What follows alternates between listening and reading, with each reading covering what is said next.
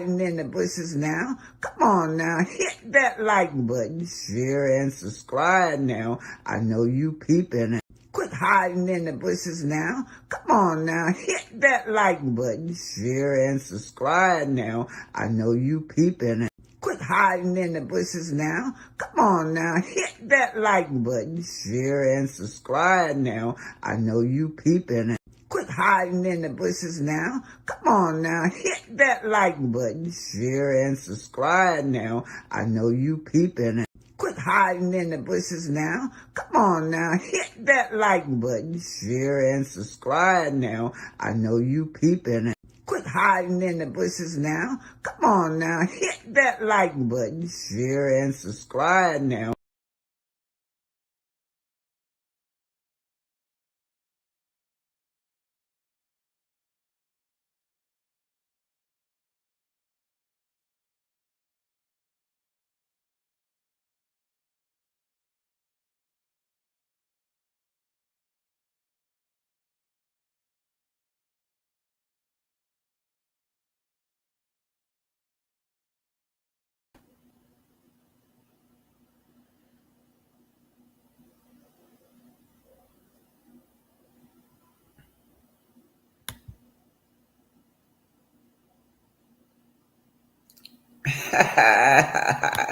Hello, welcome. Hello there, everybody.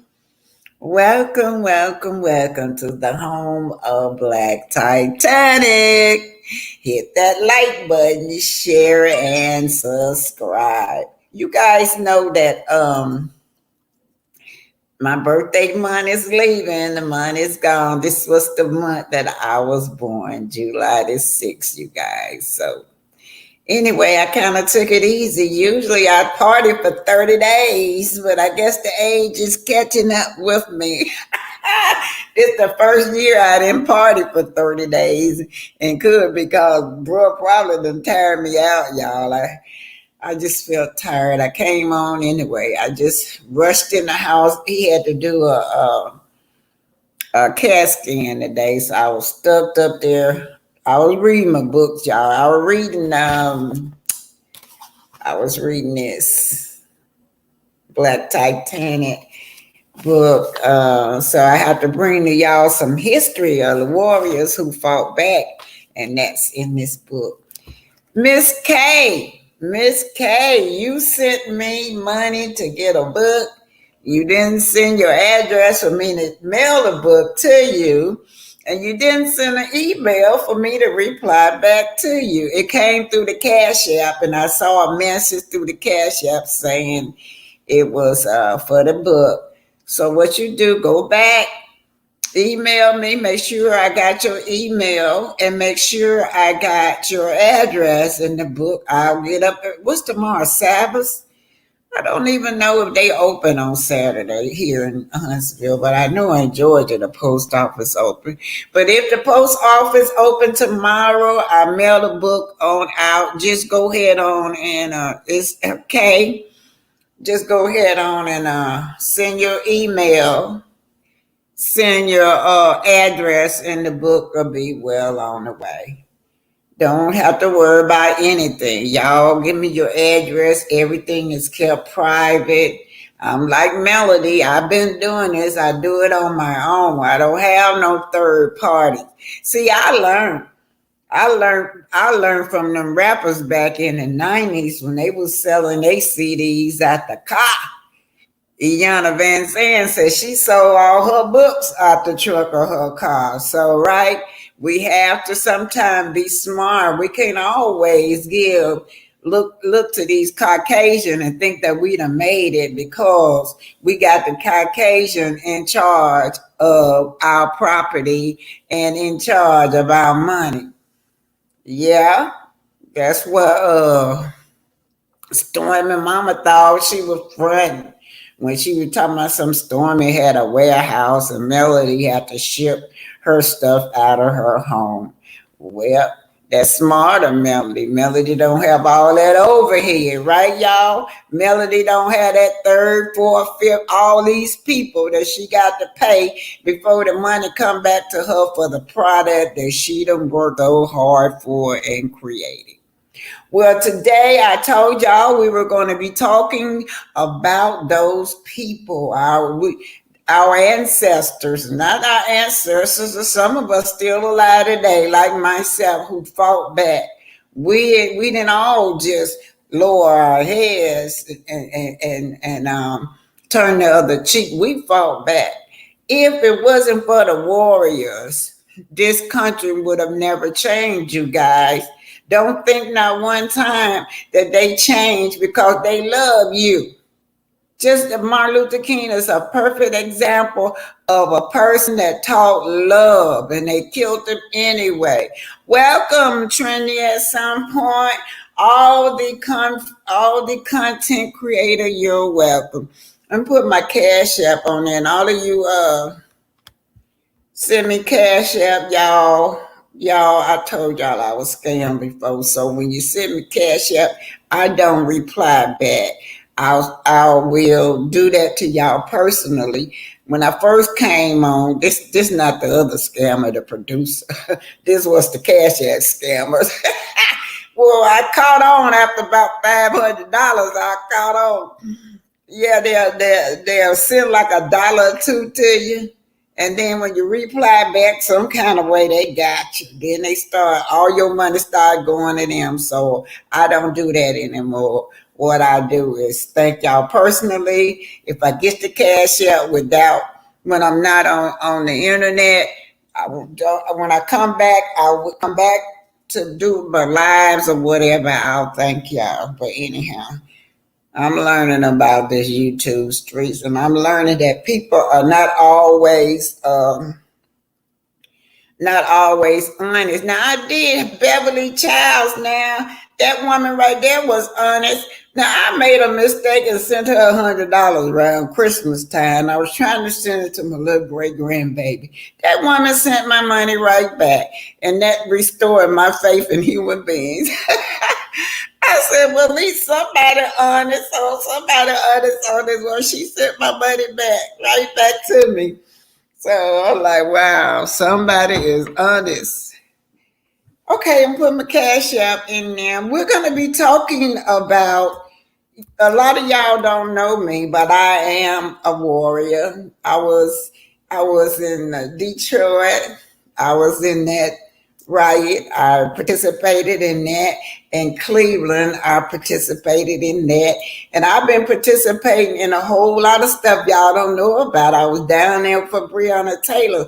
I've been on a lot of police brutality cases, you guys, at right here today. Just last year, I travels all over the United States on these police brutality cases, you guys. I kind of like since I've been on the internet, I've not been did a lot of traveling anymore, y'all. I kind of retired. It's time for me to retire, right? Right? That's when y'all be saying y'all be scared for me to go around to these little places like Stormy. That ain't nothing compared to what I go through. Yeah. Well, we went down there with Breonna Taylor trying to see what was taking them so long about that case, right? I went down there. I don't know if y'all know the group. In fact, I always follow them around. I was always doing my own thing, but yeah, in fact, came on the scene, and so they usually be end up in the same place I was end up in, and most of those people that joined that group, a lot of them I had babysitted before, right? Okay, look like I spelled Black Titanic wrong, y'all. It's dollar. I gotta read it. Dollar sign Black Titanic, y'all. I spelled them wrong. T-A-N. Titanic.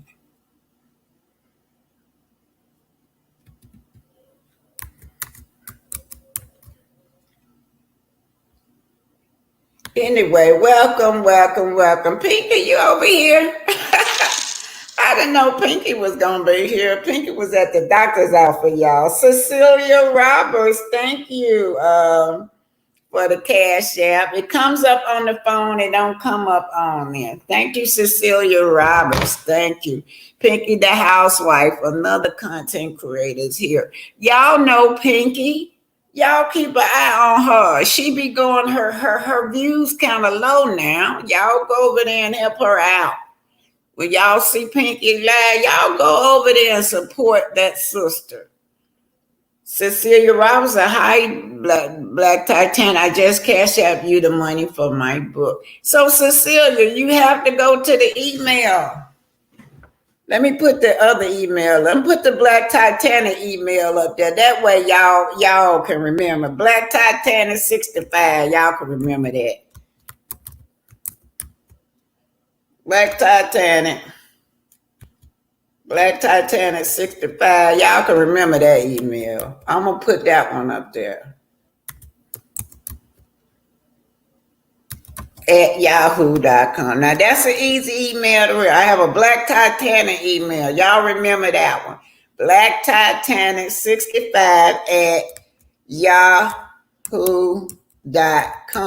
So when you send that email, Miss Cecilia Roberts, when you send me that, I will get y'all book. You got to send the address to ship it to, okay? Make sure your email address is on there now. Some of y'all make sure it saves for book, because some of y'all just send me cash out. I don't make sure if it's for book, put for book, okay? And I'll get the book right on out to y'all. Now, y'all know today is Friday. I don't know if Huntsville, they usually didn't be open on Saturdays, but if they're open tomorrow, I'll check. I'll mail it out tomorrow. If not, your book has to go off Monday. And I want to thank you guys for supporting me. Hey, Cecita, too. Y'all do know that party is tomorrow at 5 o'clock. That party of Stormy. And they're saying that that's their way of trying to sneak a bed bug in on the show, saying that she may be a vendor. I don't know. Y'all know people got all these theories, but y'all do know about this. This the most delusional, the most craziest thing I have ever heard. That this man won $1 million to get if he gonna bring coleslaw on the show. I call her bed bug. She not a side chick no more. She got a new name, y'all. It's bed bug over here. And he's Roach and bed bug. They go to good together. But yeah, you know what? And that shows you how stupid she is. Hey, talking out loud. That's another content creator. That shows you how stupid she is. There's no way in the world Martell will represent me. But she think Martell is the brains, y'all. This girl say Martell is the brains, and she have always said Martell is the brains between him and Melody. Yeah. May say I wouldn't give him $100, not $1. He can't do everything he do is fair. Y'all remember when he wrote that book? He was copying off of Miss Van because he's sort of like Tisha. They copy off everything. He was copying off Miss Van, but when they went to Canada, but Melody was in Canada with him. Melody could have busted him, but she still didn't say nothing. Melody went to Canada. They went together as a family. He wasn't the only one in Canada. But see, the sins of the parent, your foreparents fall back on the children. Yeah, and the people was awful cruel. I was like, whoa, they was talking about him. They couldn't get past how he had did Melody, how Colt Bedbug was dogging out Melody during the time that book came out. So nobody went purchased the book. Instead, they was talking about Bedbug and how he and Bedbug always dogging Melody out. May May said, when your heart and mind ain't right, God will not let you prosper. He don't even know how to prosper. He won $1 million.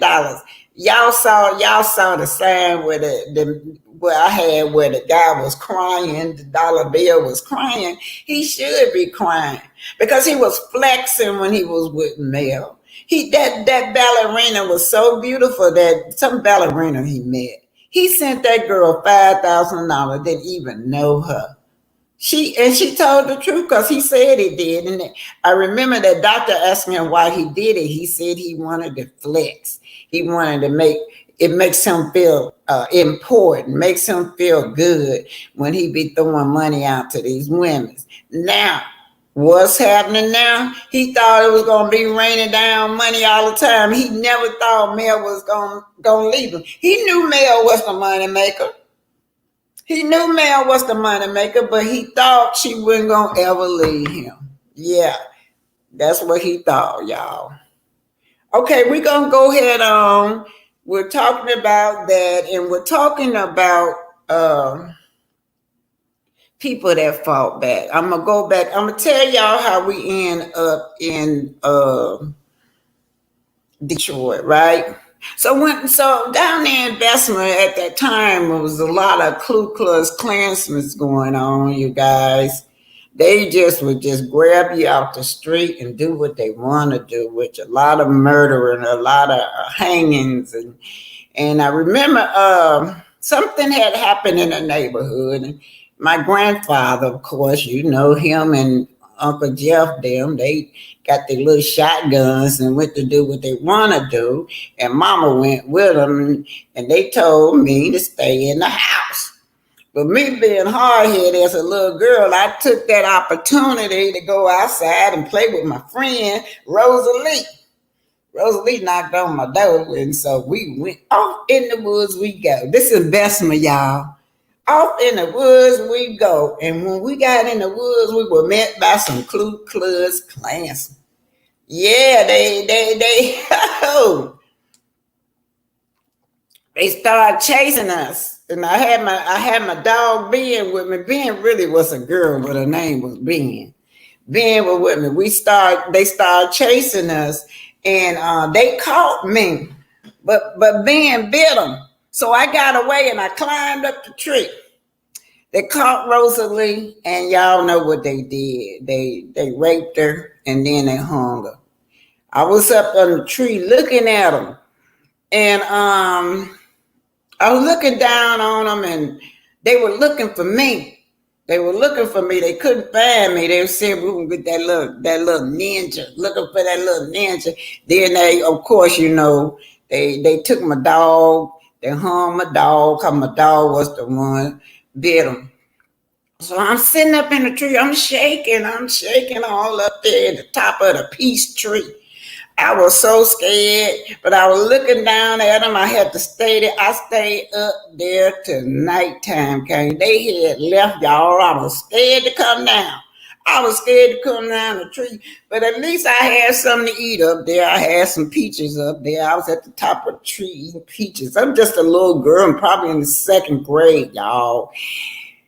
Of course, I started hearing everybody looking for me. They looked to the woods calling my name. And when I heard my grandpa's name, of course, I love grandpa. I came down the tree. They cut down Rosalie. They cut down my dog. And then, took me back to the house. Yeah. After that, y'all know my grandfather. He was gonna go look for him. He went looking for him. They went looking for him, and they found him, and they did what they need to do with him. So we had to leave town. We had to leave town, or else they were gonna come back. We knew they were gonna come back for us. They gonna come back for us. But before we left, they had got Grandpa, y'all. They had got to Grandpa. I found my grandpa terminated. They got him. So we had to leave, and that's when we went to Detroit.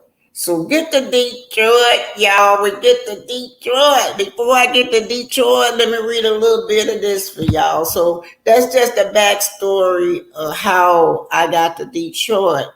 That was when I was saying that I would never ever turn the other cheek. I was so mad at Martin Luther King for even preaching that kind of rhetoric when you see what we were going through during those days. What we were going through, it wasn't about turning no other cheek. It was time. It was just time to fight back. And at 7 years old, that's what I was witness, and that stayed in me. I would never ever turn the other cheek. So if I would have done, I didn't want to turn the other cheek then when I was up there in that tree, but some kept telling me, don't go down there. You can't help it. Don't go down there. And I want to go down and fight and try to help Rosalie, but some just told me not to go. I was scared anyway, y'all, but I wanted to help her.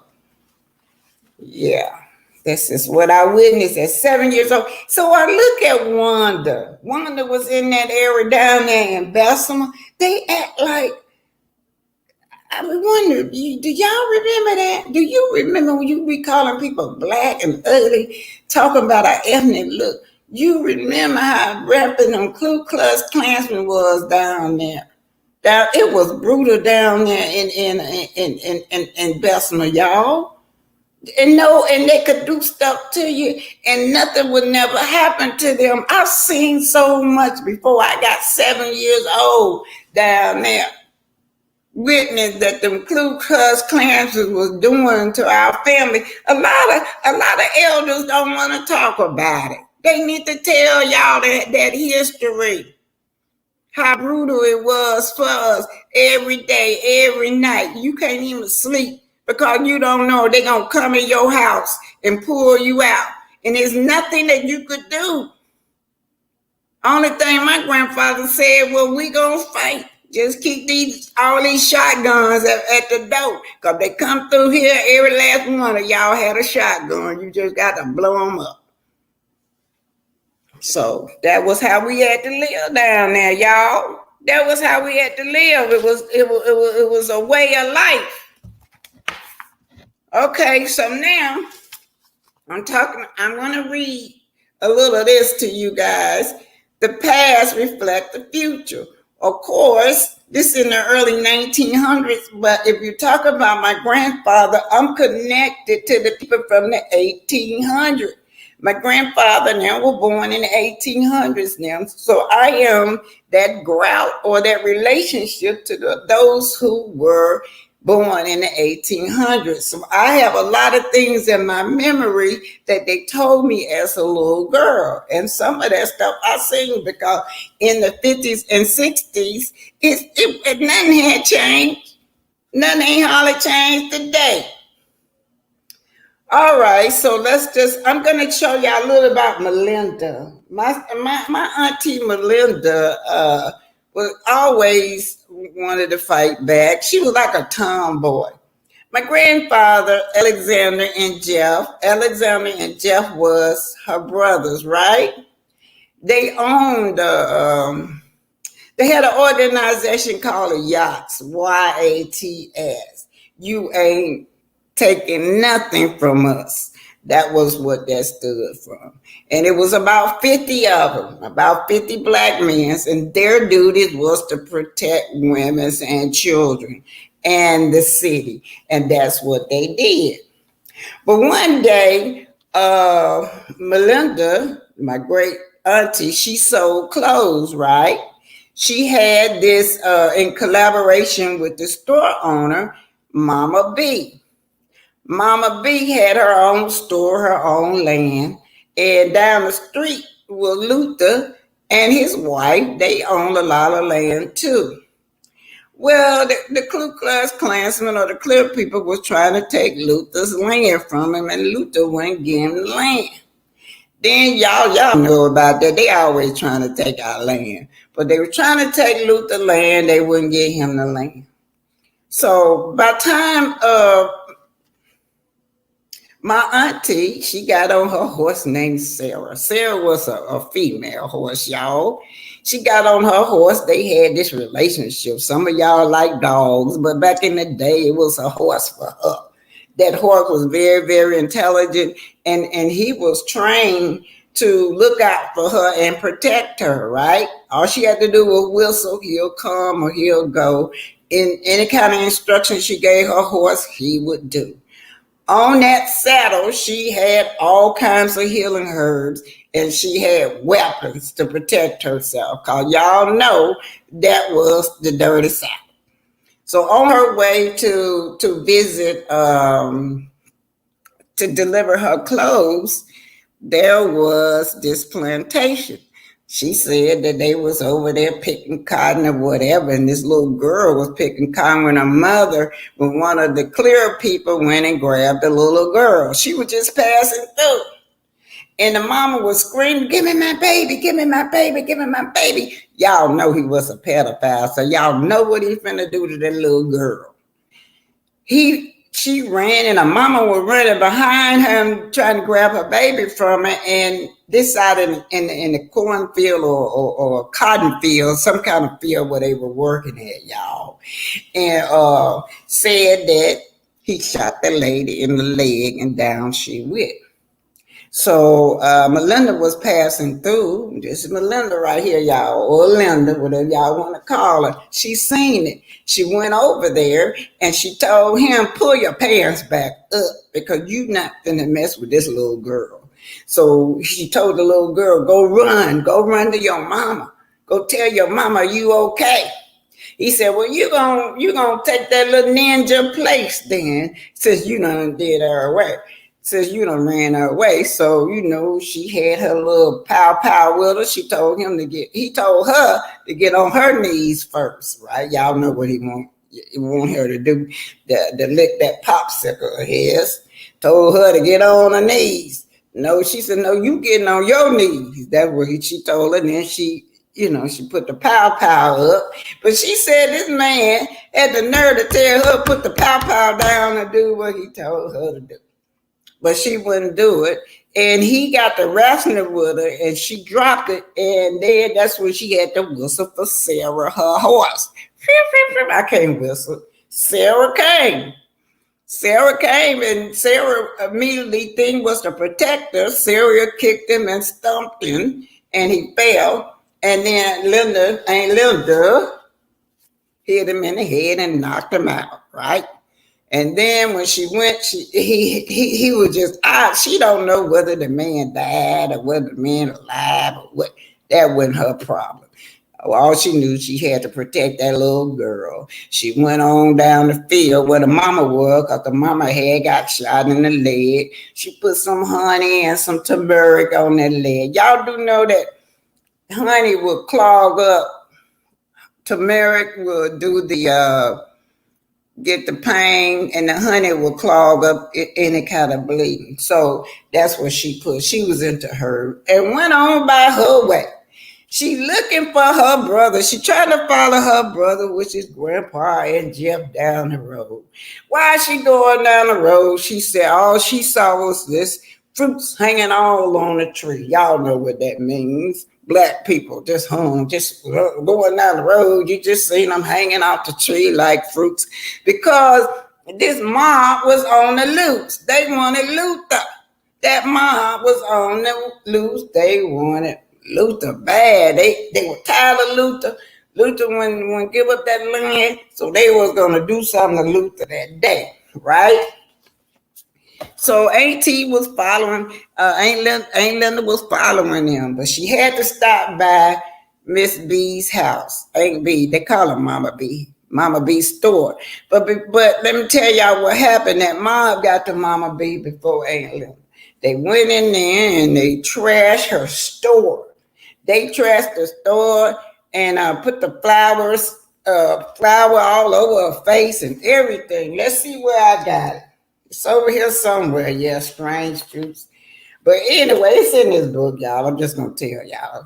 So when they put they got in there and they told one of the guys named Billy, Sam, they told Sam to go over there and cut a throat out, y'all. Y'all know they love souvenirs. Sam wouldn't do it. Sam said she used to breastfeed me. I can't do that to Mama B.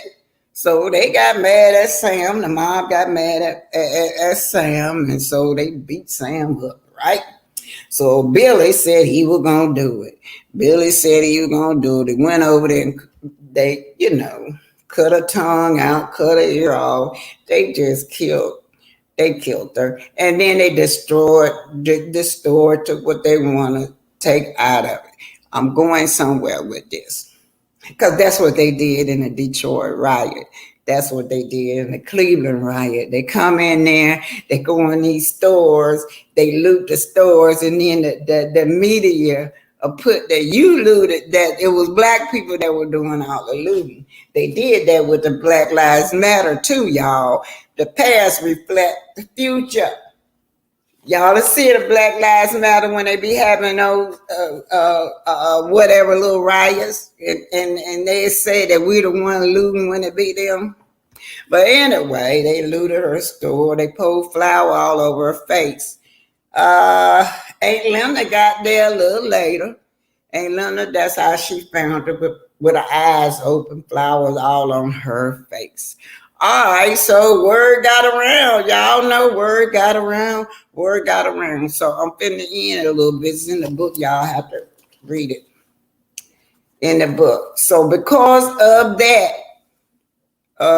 my grandfather gathered and Uncle Jeff and his men, the Yaks, they gathered all their men together and they went around and burnt up all the sugarcane fields because all the cotton fields, that's how they hid them. They hid them in their pockets, burnt up all them big houses. They hid them in their pockets hard because that's what they understand is economic.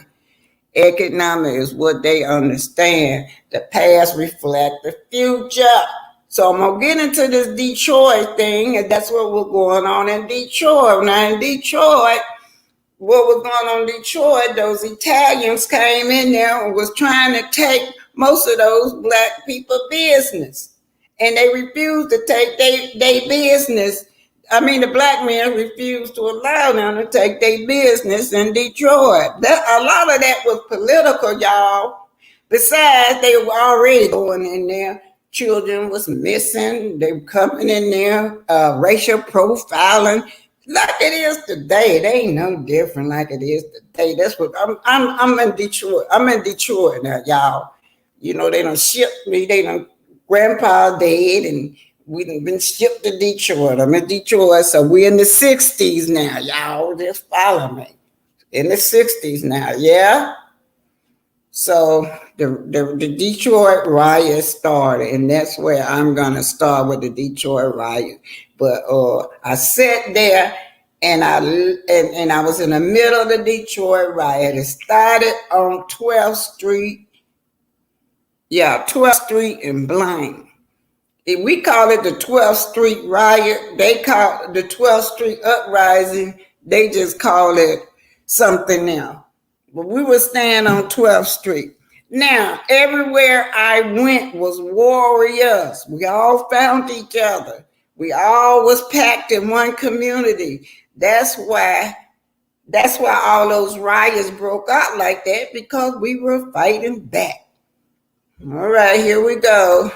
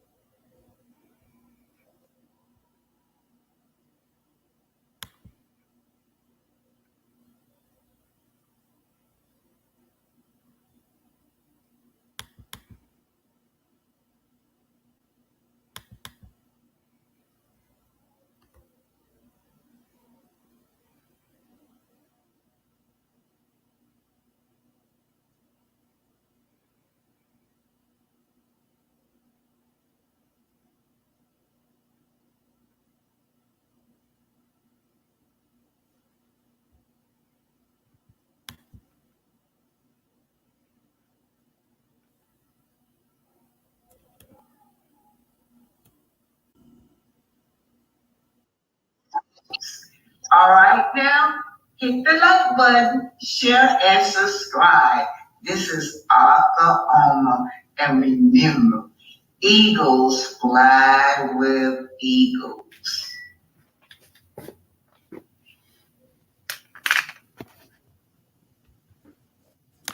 sent those armies down there. And they killed about 43 people, y'all. They killed 43 black people.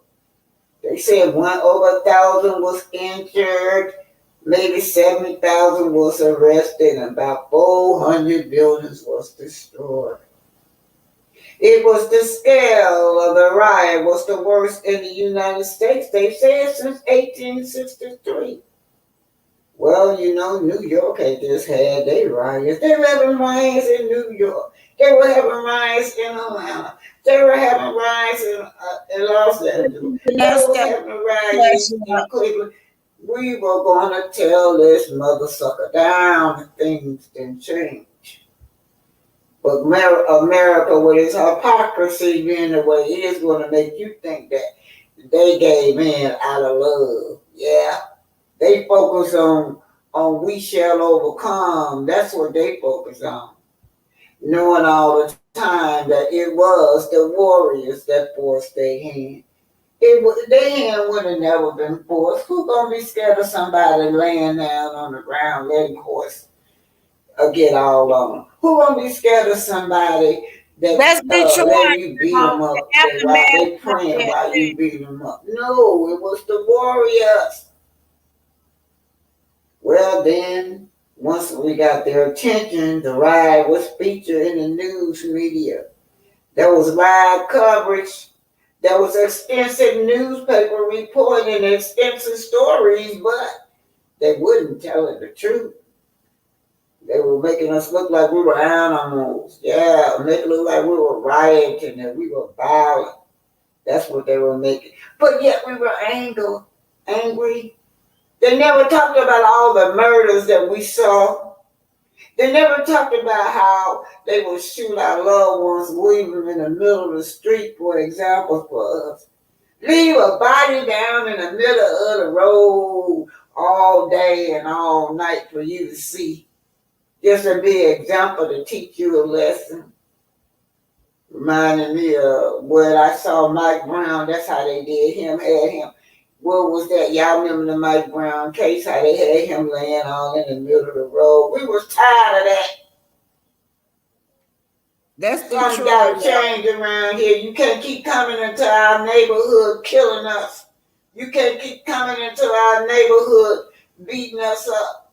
You can't come into our neighborhood where our children are disappearing and women are being violated sexually.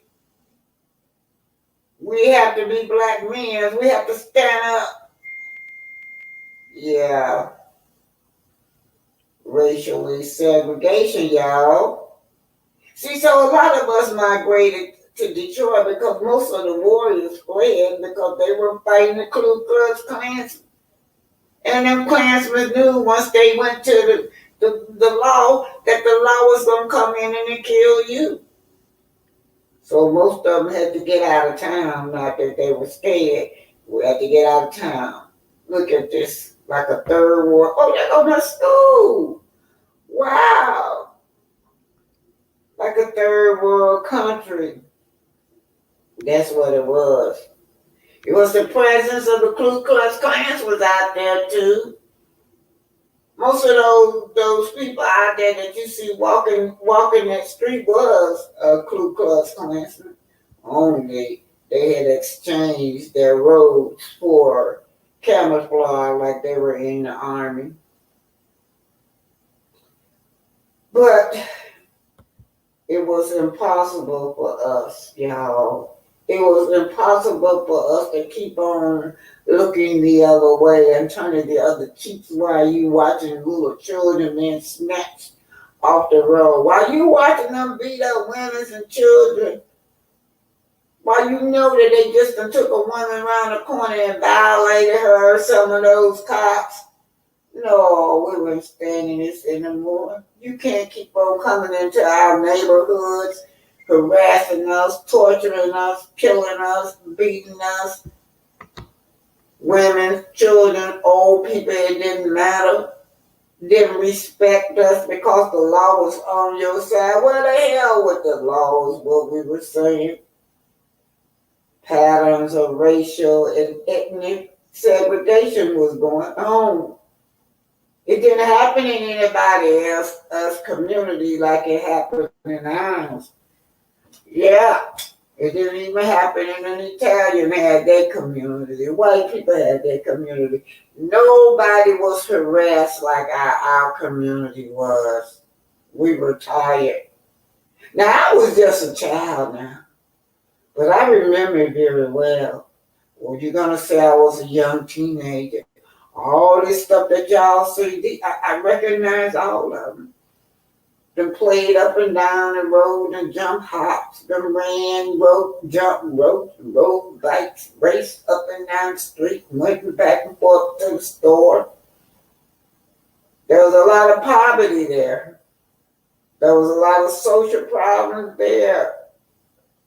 Many black people had advanced or took better jobs, though. We had better jobs because of the General Motors. Most of them were working at General Motors in the auto place, the auto industry, y'all.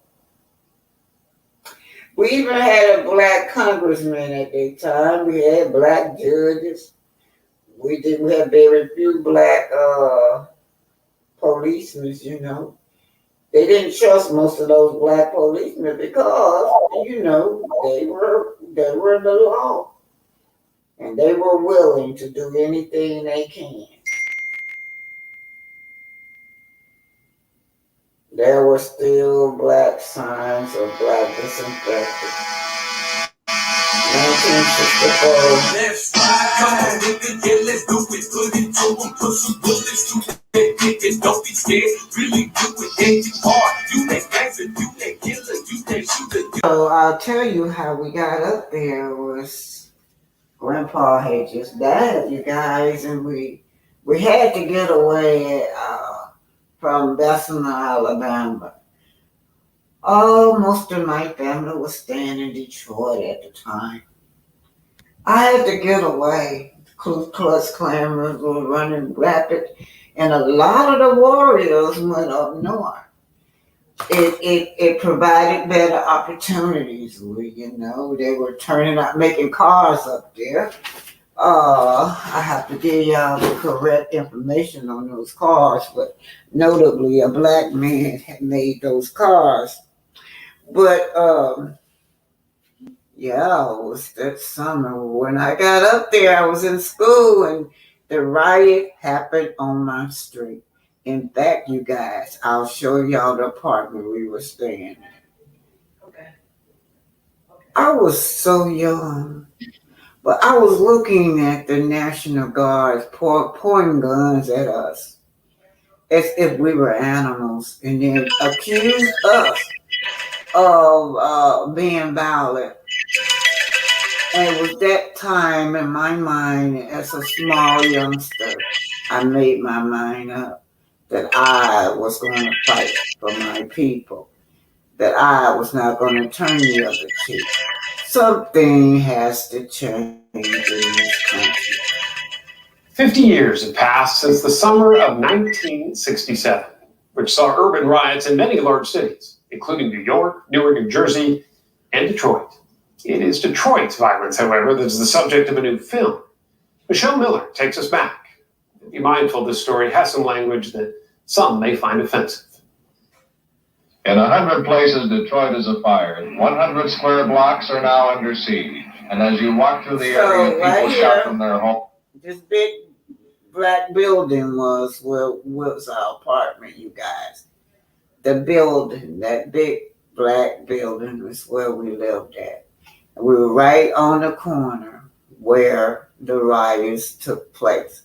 Now, the area that I stayed off was Blaine.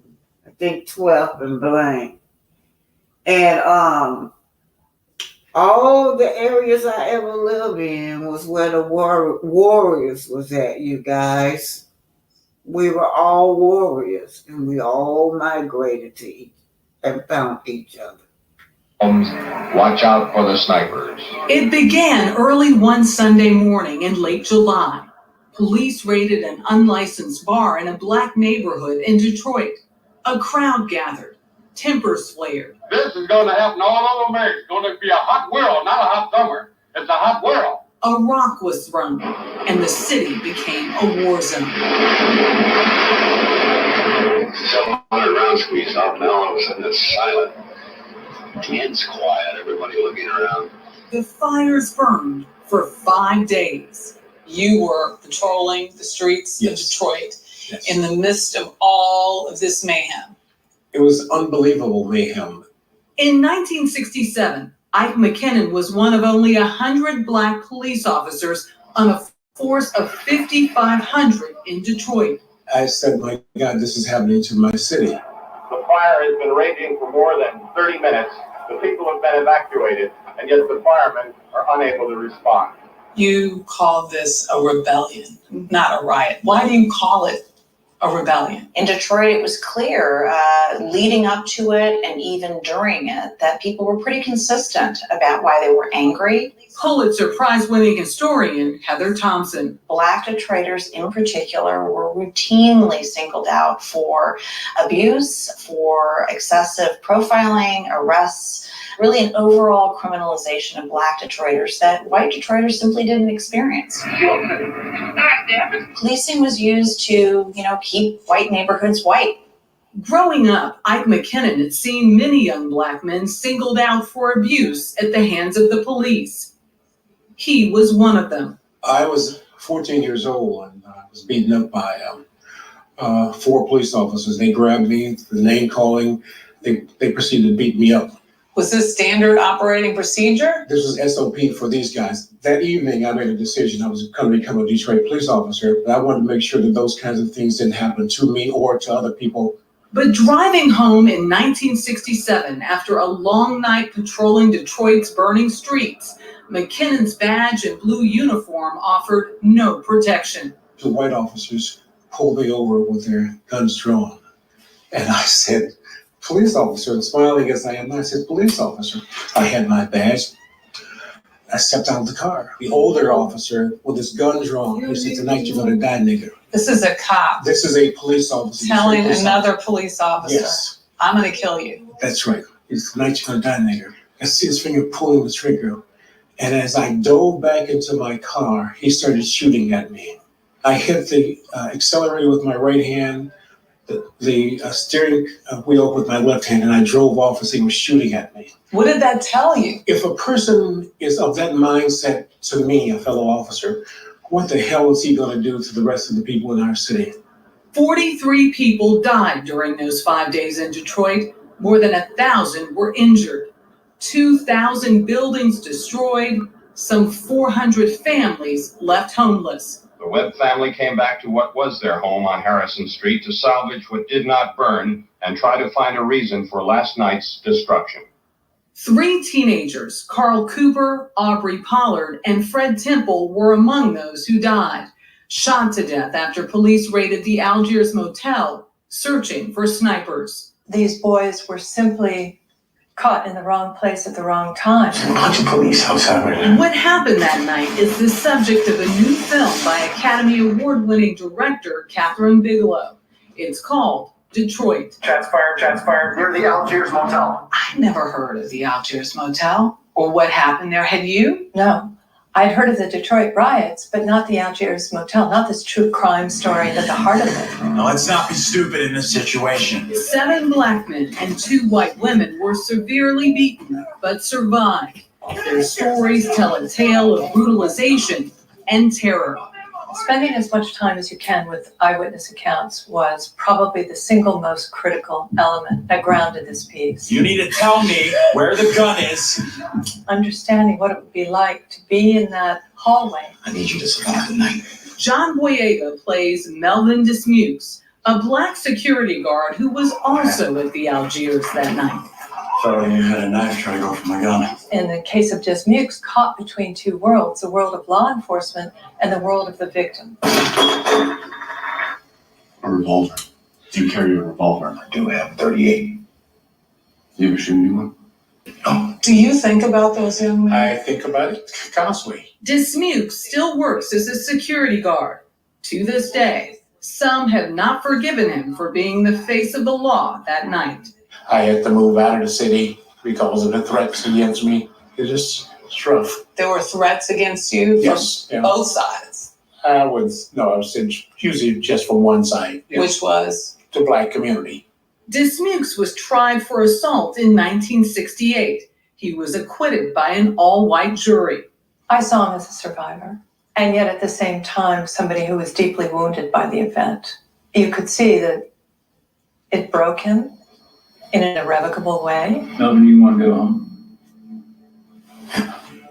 None of the 3 white police officers at the Algiers that night were convicted of any wrongdoing. How much do you want the audience to see the collateral damage? These broken men, broken spirits. This is Fred Armand, leader of the Black Nationalists of New Libya in Cleveland, Ohio. He was blamed for the uprising, the Glenville shootout. Indeed, he was a great leader. He believed in defending himself and the community, and that's what he did. He was captured, caught, stayed in jail for 10 years, and died of cancer in jail. Political prisoner. A lot of times we forget about our political prisoner, but indeed, Fred Armand was a great leader. Right, you guys. So now, I'm homeless. Homeless. Just left that war zone of Detroit back into a war zone. Now, the thing of this was over here, this was not Martin Luther King territory. We don't want to hear it over here neither, Martin Luther King. Go somewhere and sit down. Children organs and finding little kids with the organ missing. A lot of people organs missing. Seeing cops grabbing people off the street only never to see them again. This was our neighborhood. Just being eliminated, you guys. It was bad. We're going to protect ourselves. We're going to protect ourselves, and we don't want to hear what you got to say, Martin Luther King. Well, they always send the pastors to come calm us down. They still do that to today. Just like Breonna Taylor, all the rest of them. You're not even allowed to cry up there in front of that media. You got to say you forgive them for the way they treat your family member. Just been eliminated your family member, your child, but you can't cry. You got to say you forgive them. Oh, no, King. This ain't that kind of party. Told King not to come. Told you not to come, King. Malcolm X told you not to come, King. We don't want you up here. King come anyway, y'all. He come anyway, yeah. You know what he was trying to tell us. Leave these good old clear peoples alone. Just let them come in and continue on getting your children and eliminating your children and violate them in a kind of way. Just let them do it. Just suffer, but just suffer in silence. You can suffer in silence. That's what you can do. Anyway, they respect the king. Nobody didn't, but they just disagreed with him. Of course, I'm still just a little young teenager. But in Cleveland, they didn't care. You got your role, you got to play, you want to survive, you got to help out. We were all had to survive. When you go to school, your teacher is a black nationalist. When you go to church, your pastor is a black nationalist. Everybody in the hood was a black nationalist.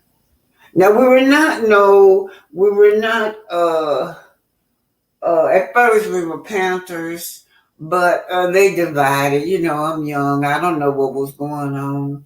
Some in-house stuff, pretty much like we always do. Gonna be some in-house fussing between black folks. So they separated, and Cleveland and Detroit became the black nationalists. or new Black Liberation Group, and other areas was called Black Panther. Now, when I tell y'all, they think if I say I'm walk with the Panthers, they think you got to know all these name brands, Black Panthers. We didn't know these people. We just in our own little area trying to defend ourselves and trying to protect the community. Here is the Glenville shootout. Lasted for days, y'all. They had to fight back, and it lasted for days. They couldn't do nothing with the area because we were real organized. They recruited young children too. You was a teenager, you had to leave from school and go head on and do what you need to do to help protect. My role in it, they wouldn't use me for the streets. They just want me to teach. Go somewhere and when it starts, you got to go in your hiding place. Make sure the kids are all right. Make sure everybody's fed. If you got little bitty babies, make sure you got enough pampers. Make sure you got enough formulas in there. Make sure that you keep those children quiet. We can't have them in there crying because they're going to come in there and kill all of us. Well, Fred Armey was the leader. They tried to say this man was taking money from the community and misusing it. That's what the media was spreading. But everybody in the community knew that this man was great, doing great things for the hood. This is the Glenville shootout. Carl Stokes was the first Black mayor at that time, and he had to order that no white cops could be hired in the Black community because we wasn't having it no more.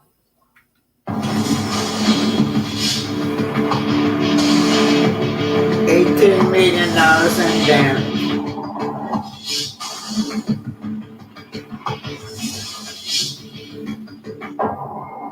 Tonight, dramatic new details in FBI files about a wild and deadly day in Cleveland.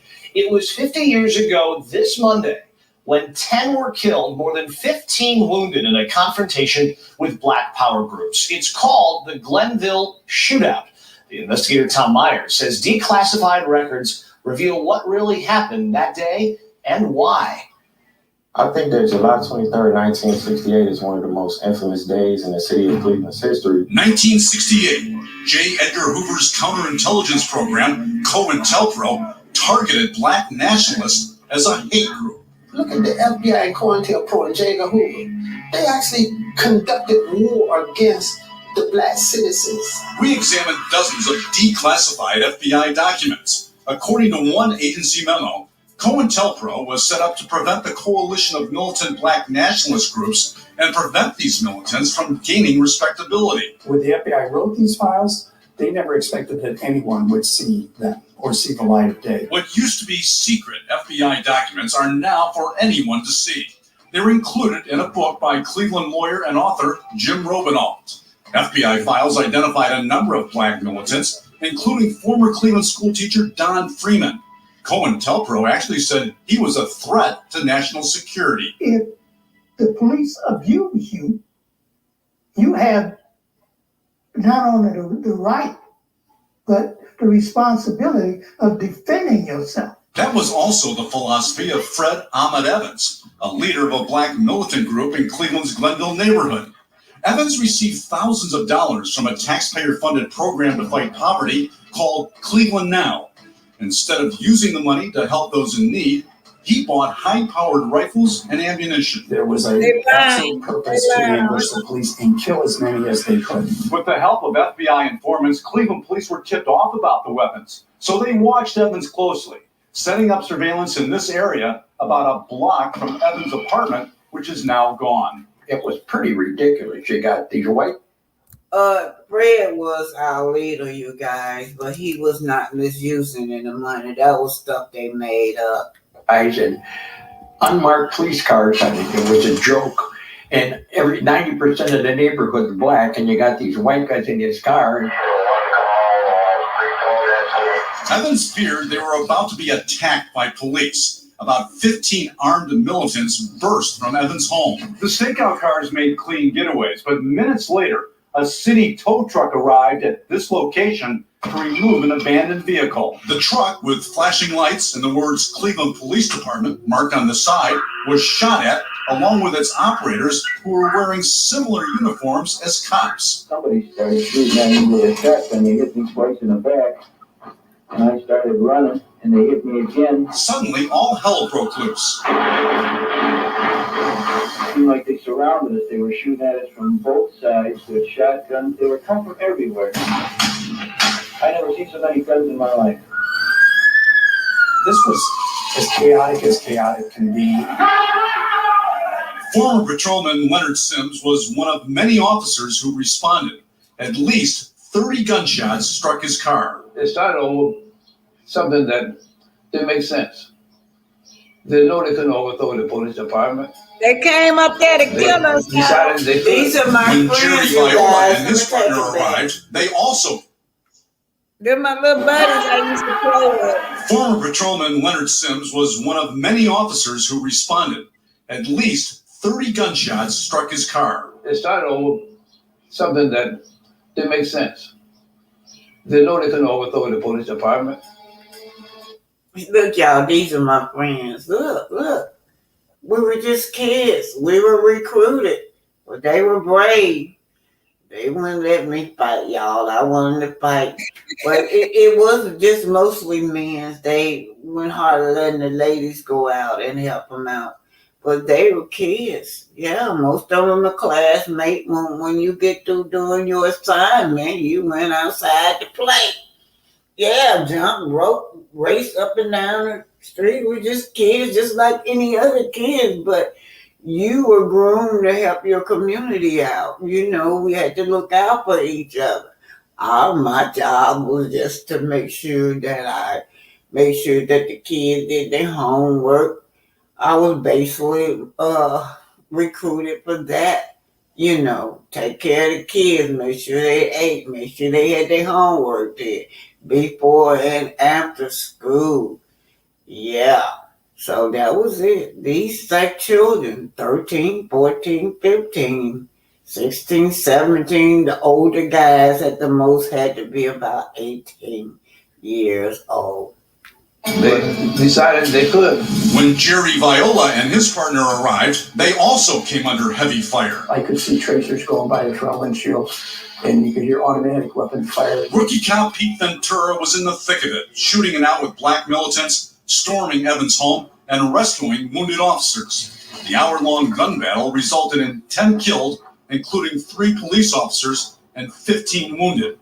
Ventura was the first to make contact with Evans when he surrendered. You wait home to you. He said, if I done what they jail, he said, I got a chance to more. The gun battle triggered the city's second riot in only 2 years. The Glenville neighborhood was set on fire. Firefighters were shot at while trying to do their job.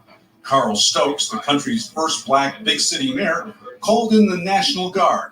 34 buildings and 63 businesses destroyed in 2 days.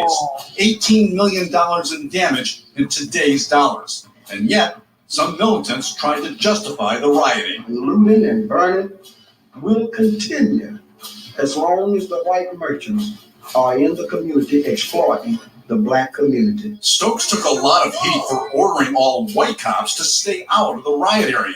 But Romanol said, "That's right, don't come in our community. Get the ham sandwich out of our community. Stay out of there." I think it saved a lot of lives because I think there were a lot of people in high retribution mode. They've been attacked, ambushed. Ahmed Evans was convicted of murder and sentenced to death. He was in prison for 9 years when he died of cancer. Racism and poverty triggered the shootout. So what's changed in 50 years? Part 3, tomorrow night. I'm the investigator, Tom Meyer. And that was how my life was, you guys. Go ahead and get started. Thank you, everyone.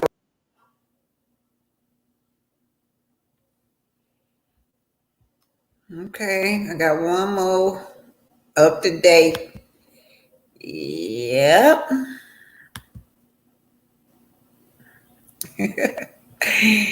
Y'all, keep it moving, you guys. I'm gonna keep it moving.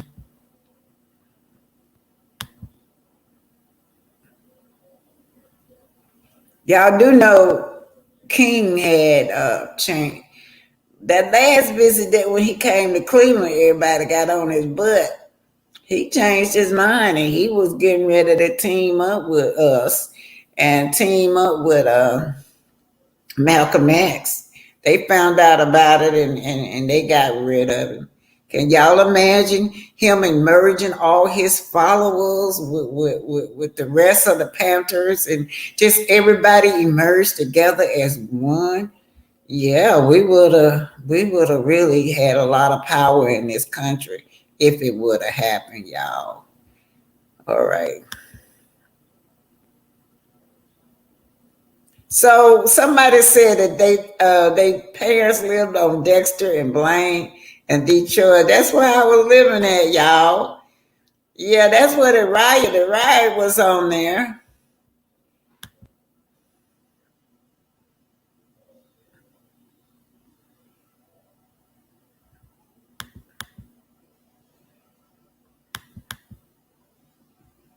And this next film, a little short film, I'm training the children to grow up in the movement. This was not long ago, you guys. So here I go down here in Louisiana. We couldn't stay out of Louisiana. They had so many police brutality cases going on till we were just back there. It looked like once a month I was in Louisiana.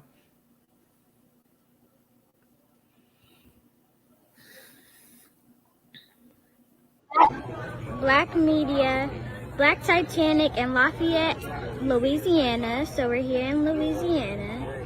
And we're here with InFact, with Grandmaster J. Okay, now turn it that way. You got them. Come on. I know, Grandma.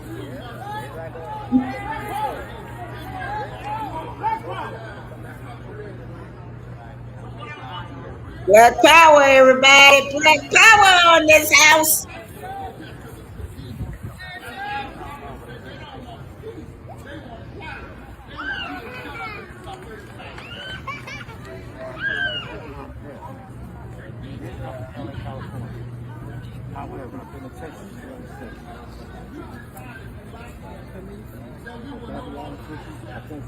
That's me right there, y'all, with that curly hair. That's me. Attitude big.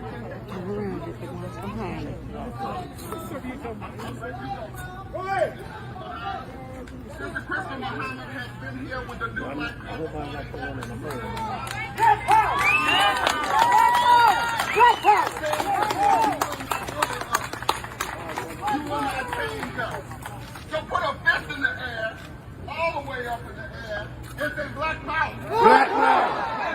Black power. Black power. We are no longer God. Black power. Black power. That was me, y'all. No. You don't. Hold your motherfucking distance. We not playing with you. We not fucking playing with you. Not fuck with us. Don't have to mind. This isn't anything new that we're dealing with now. They said that civil war in 1865, and we're fighting that same war right now. These people that are standing there against us, waving the Confederate flag, that's the Confederacy that we fought against years ago, and that's still going on to this day. Put y'all fists in the air, folks. Come on up here. Put y'all fists in the air. We're not doing hate no more. We ain't doing hate no more. Put that fist in the air. You have to. No. We're not with this. Them. That's not what I'm saying. We no longer are going to be bullied.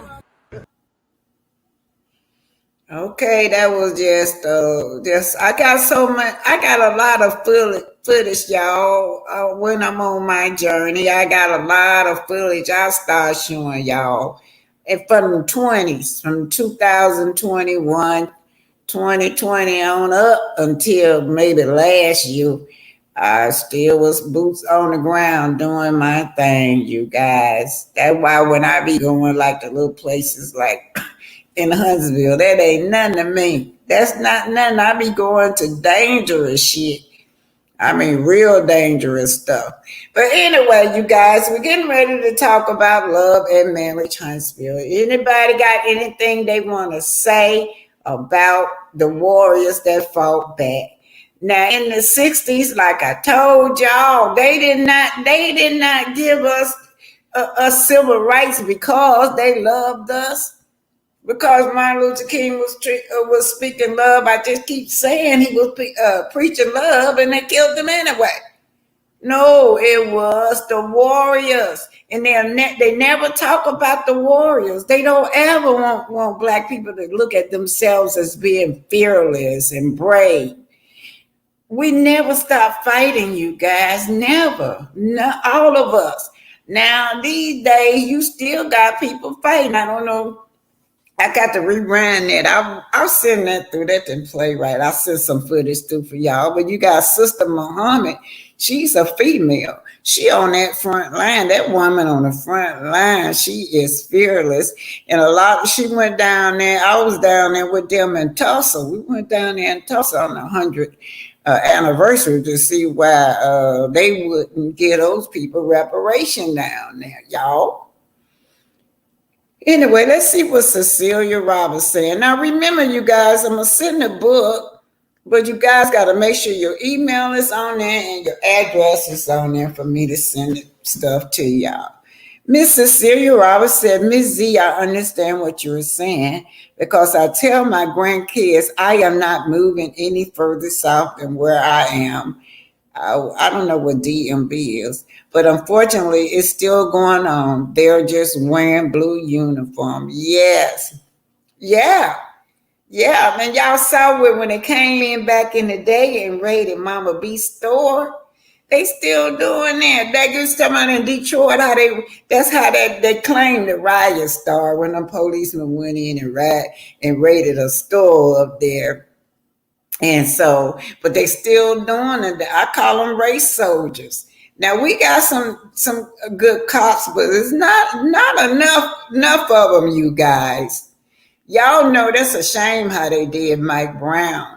Mike Brown, that story right there, and they created a story that boy was trying to rob a store prior to that. He was not, y'all. And they showed a entire different footage of some guy looked similar to him. We didn't see him robbing the store. We just saw the guy walking out the store. But that's what they claim. But what they would do, like they did back in the day, they would lead them our people hanging on trees, even on the byway, so you can see for days, just to be example for you to follow. Y'all saw it way back to the man Nat Turner. They did Nat Turner like that. They cut off a lot of our ancestors' head and put them on the freeway, the main freeway, so you can see it. Yeah, then they cut his body up in 4 pieces, you guys. And they do that to put fear in your heart. Now, today, what they do, you got the internet. They'll leave them bodies out there on that floor, claim that they are doing a crime scene, but it'll take them a whole day, the body just be laying out there. They're laying. That's to desensitize y'all. That's why when Wanda sent me that photo of that lady in that ditch or that man in that ditch, it tripped me out. I couldn't believe the insensitivity of our people. I was like devastated when I saw that was somebody's child laying in that ditch like that. Somebody's mama, somebody's daddy, somebody's brother. I couldn't tell what it was, but it looked like it was a female laying in the ditch with her head buried down in there that she sent me, and that's what she was going to do to me. And then y'all looked at me like I was crazy, like, this, like they were calling me crazy because I because it shocked me. It shocked me. And then I'm gonna tell you who said it. That lady keeping up with the hoax say, "Oh, it's just a meme." That's what she said. It's just a meme. I'm like, a meme? Have we come so desensitized to the death of our loved one till we see it just as a meme? That's how desensitized we got to the plight of our people. Just like back in the day, it's no different with back in the day. They used to make postcards out of us. They were, plenty of postcards were going around. You sell it from the post office when they kill us. Now the new postcard is social media. Okay, y'all. I'm finna. We can do love in marriage household, but I don't like to just do a Black history and then move on without hearing from y'all. So Celine too said at Pinky, I was obsessed about Dr. McLeod. Oh yes, yes, yes. I used to read her all books. I told my mom that the care she used came from Eleanor Roosevelt after the president's death. Eleanor Roosevelt used to visit her. Now that was we have not had a first lady like her. We haven't, y'all. Y'all, a lot of people don't know that, but Miss Roosevelt was beyond her time. I remember one thing I remember about the Miss what caught my attention was those pilots. Y'all know the Tuskegee Airmen. She was the one that did not want nobody to fly her around but the Tuskegee Airmen because they have never lost a battle. Before the Tuskegee Airmen, they were saying that we couldn't fly planes and all that stuff, y'all. I gotta do something on that. But every last one of those guys that came in there was already flying airplanes. It's so crazy how they think of us. But anyway, they were losing. They were losing. America was losing until they got those black guys, and they never lost a plane, a war, or nothing. So Miss Roosevelt, she brought a lot of attention to them because she would not fly without the Tuskegee Airmen. Yeah. Miss Roosevelt was a first lady that was beyond her time. She surely was. Now, this woman said Missouri is surely racist. This country is rotten to the core, y'all. And a lot of us don't want to talk about it. We just try to act like it ain't never happened. I be mad at the elders. That's why I be mad at. Because a lot of them try to act like ain't nothing happened. And the young people be trying to talk and make you see things differently, and they get mad at the young people. No, a lot of our elders need to change. I love young people. I love listening to young people ideals, and they're gonna be the one that change things. Yeah. Okay, y'all. This one said thank you. Wow. Thanks, Queen Mother, for sharing a living history book. Thank you. Yeah, that's me, y'all. That's me. I love my people. I'm a Detroiter, but have lots of people in Flint. Yeah, Flint. PK Joe. Hey, PK Joe. All right, y'all. We can do love and marriage Huntsville right now, y'all. I didn't do much. I just did Arian. We finna go talk about bed bug today.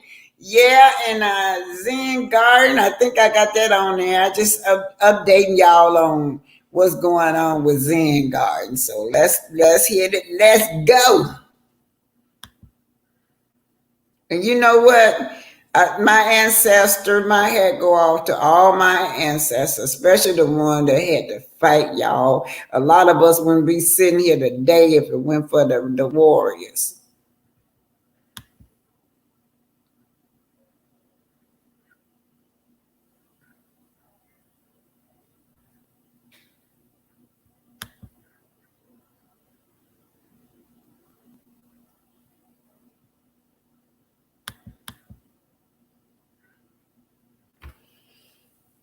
Yo, this is just just look at Arian. I was thinking about the $1 million, y'all. Now, y'all remember when Martell and her got together after they said that he had put them paws on her. But the girl, he had one conversation going on. She had another conversation going on, and it was about that show. And she kept on and kept on about that show. She wouldn't leave it alone. And he was trying to talk about how he didn't put his hands on her. But let's just listen at her. Right there, right then, she was trying to force him to make them put her on the show. That's what I think. She was trying to force his hands then. And then she was trying to send a message to whoever, the producer, to get her butt on the show, because she's saying, I'm that girl. They can't know that they can't make nothing happen without that girl. So she talking about herself, you guys.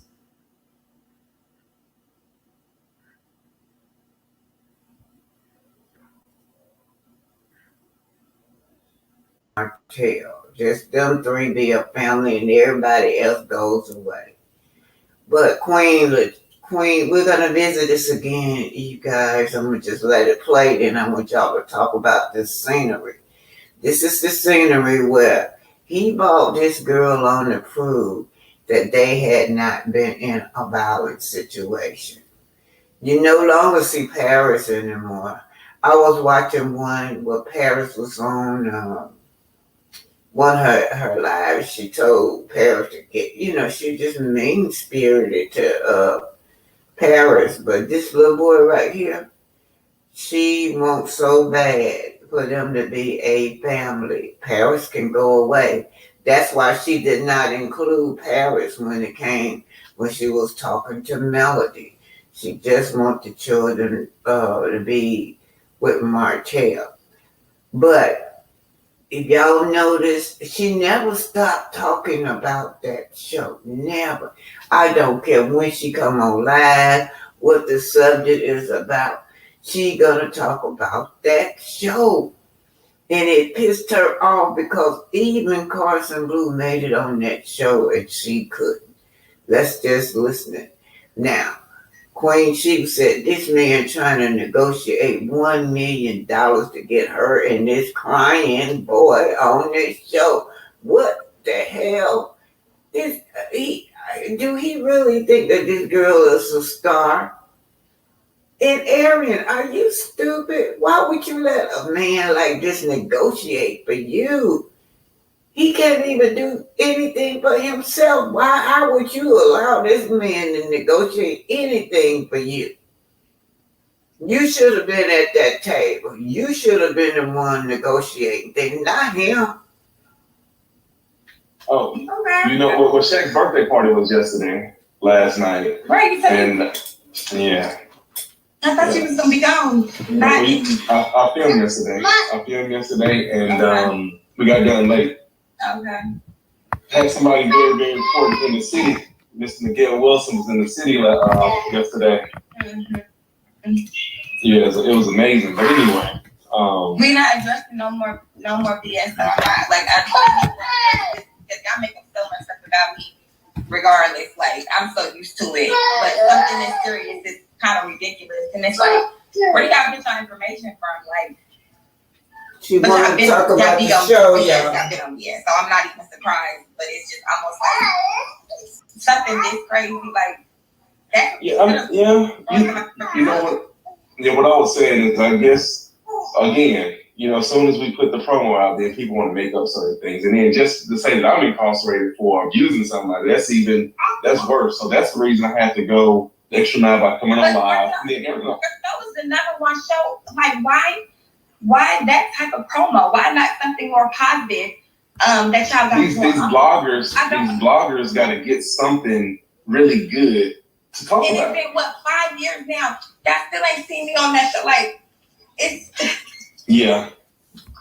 That's unfortunate that you've been talked about since the inception of the show, and you have not been able to make an appearance. Right. There wasn't nobody on there that was going to shake it up like it wasn't nothing. It had to be.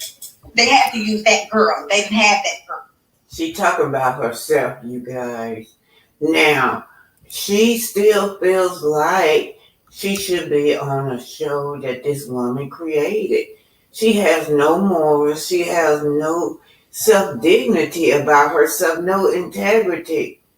The mistress, you were the mistress.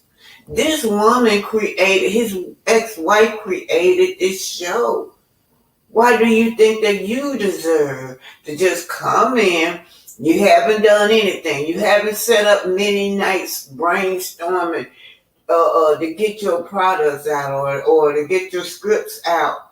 You have not went from producer to producers trying to get your stuff shown on air, trying to get the public to see your production.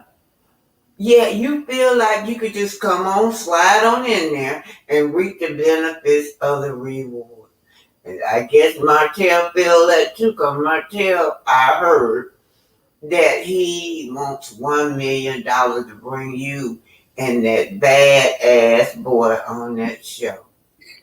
So they had to just keep on using their plan and, doing all the other extra stuff that they're continuing to do. Dang, somebody said on you pregnant. You don't want to hear that. He telling. Well, people say anything. Yeah.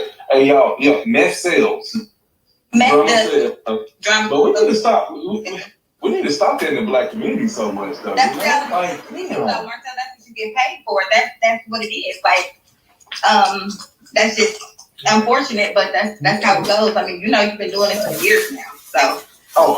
So I've turned I've turned the leaf, I've turned something, there's nothing but positivity coming from me. You can't help certain things, how stuff is edited, how it's cut, they're going to make you look how they feel like they want to. Like, you know this don't work out. Like, No. reality TV. I'm talking about social media. This ain't social media right now, isn't reality TV.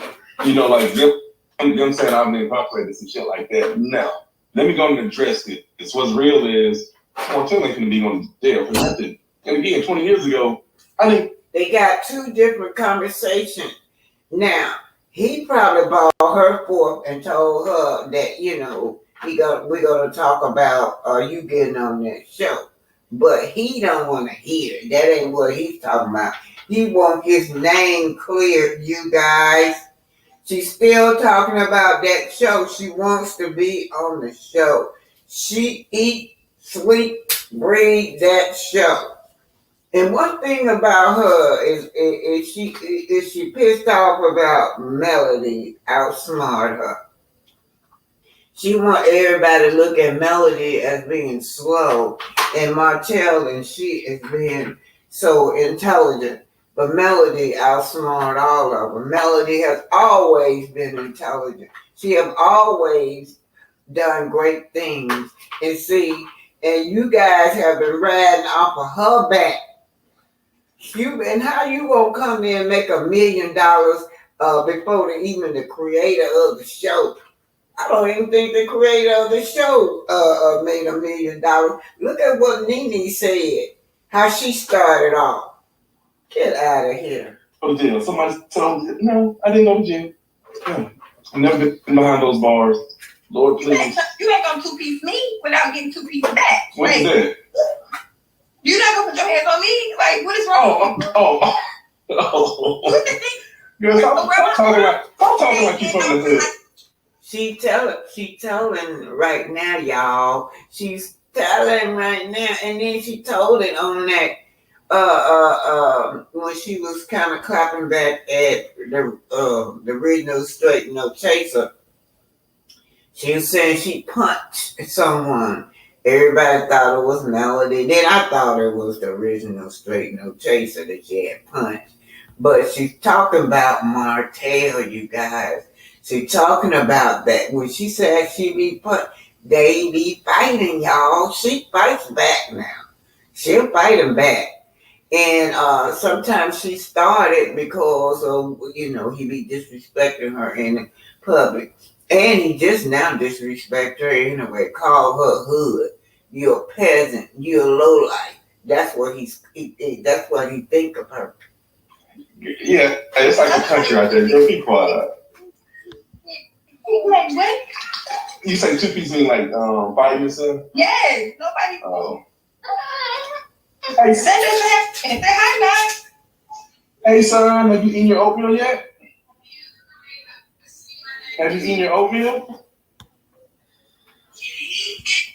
Son, what is it? Looking at you. I don't know what. Y'all know damn well that boy don't eat no oatmeal.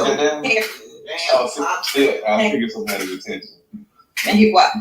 Yes, here's that attention. Well, you have a good day, Mr. Hope. Because, all right. Hey, you too. Hey, you making the money over there selling clothes? Huh? You making that money over there selling clothes? Of course, that's how I'm focused on. Oh. Y'all can pretty much you all right. I'm always all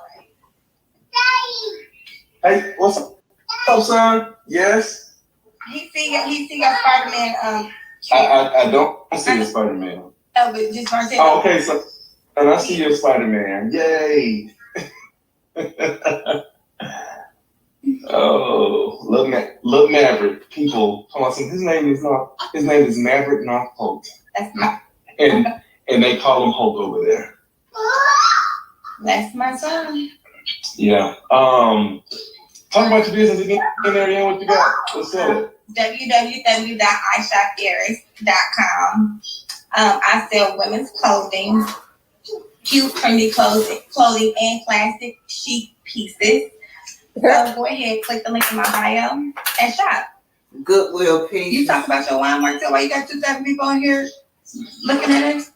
They better be on that shopping right now. honestwine.com, getting that wine. Yeah.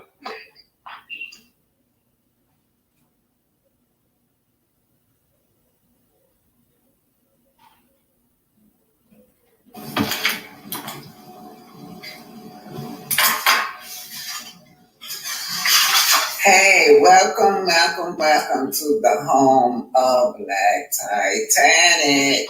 Yes, you guys, welcome. Good morning, everyone. Good morning. How are you guys doing this morning? Man, I'm gonna cut this light off behind me. I don't like that glare. It's a glare. Let's see. They're coming. I'm gonna cut this light off, y'all. I thought I had it. So I was watching Queen Sheba, and she was saying that Martell wanted $1 million to bring Alien and that crying son on that show.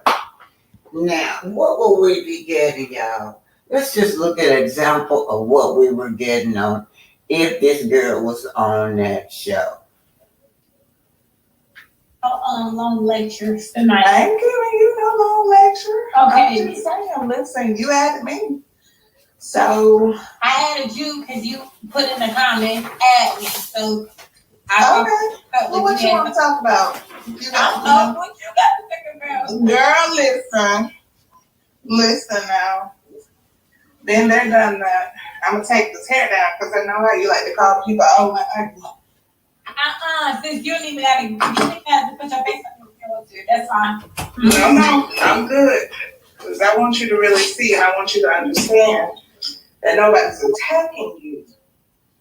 I don't think that you're trying to attack me. Don't get on here and feel like that you're trying to attack me because your opinion is I want you to feel like I'm not attacking you. It's a lot of women who are wise who don't understand the side of their husbands pursuing other women. So you really don't think these women know who they're married to? No. You really don't think that they know who they're married to? Bitch, a motherfucker will sell your dream, bitch. No, I don't. They will sell you a dream. Y'all see we know exactly who this nigga is. I promise. I'm not white, baby. I'm divorced twice. Okay? You're divorced twice, but nonetheless, you've also been the man who finessed the bitch. Who feel like he don't feel like nothing. So did he finesse you? Why? Because see, this is the thing. If anything, bad bitches don't play themselves. Now, if you let me stay on here long enough with you, I can understand how you fucked up all the way from the beginning. Okay? I fucked up, but your nigga pursued me. No, I really don't think so. I mean, your husband did, but her husband did. No, but this is the thing, though. At the end of the day, if he really for the streets and he wasn't the prize when he left, she didn't. Her shit didn't stop. His shit stopped. Who said that he was the precise? But if you keep saying that he pursued you as though that's some sort of feat and shit, that's not a good thing. If at the end of the day you got him and he still ain't shit. Yeah, that girl, so mess. Y'all see it? Crazy. Use a hoe, I'm entrepreneur, and he's a drug dealer.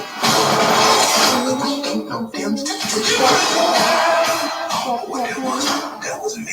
They're conducting experiments on us. I've never seen you laugh. It's been the chicken. You could pull me to the peak and laboratory. I'll peek out your atmosphere.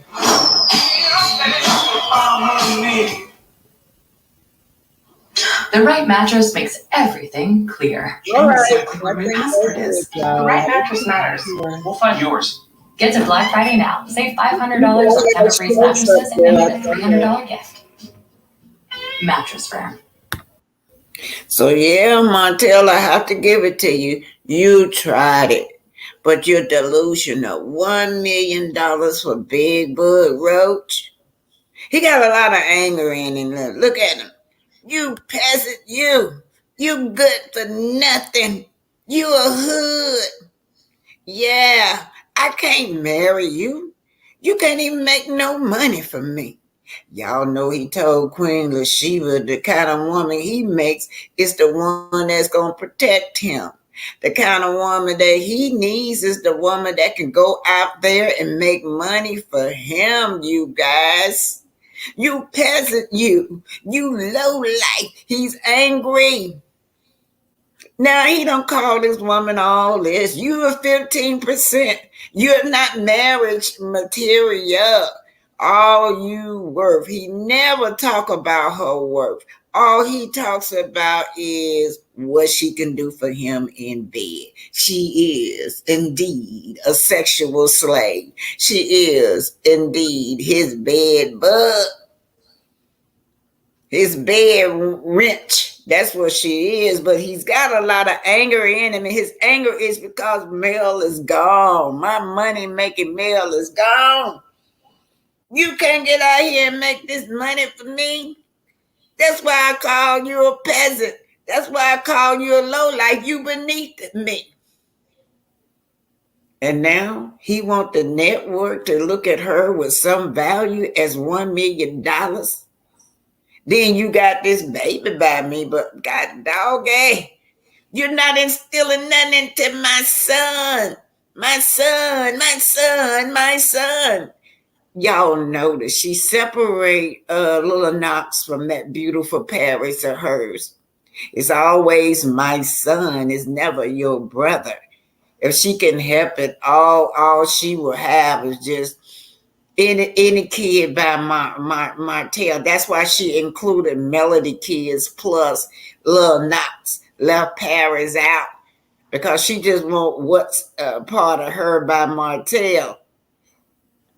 And Arian, you also stupid because this man right here would not be able to negotiate nothing for me. Nothing.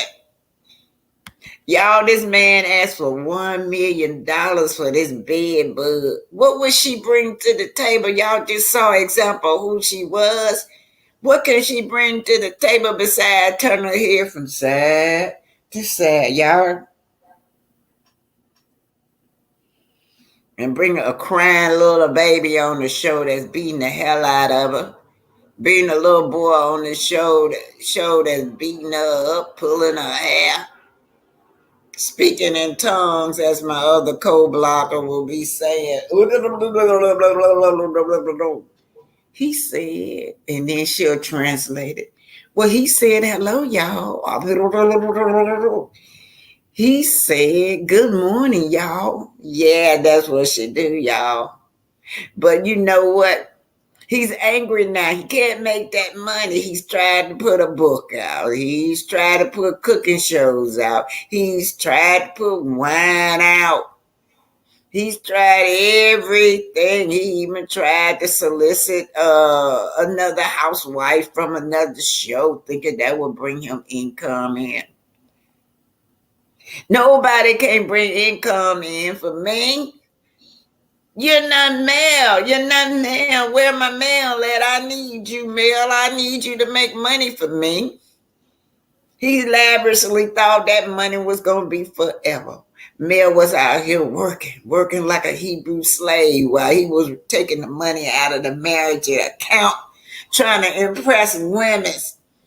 That beautiful ballerina said he sent the $5,000 and pictures of his children. Didn't know this woman, trying to impress her. He even told that doctor, y'all know the doctor that was on the show.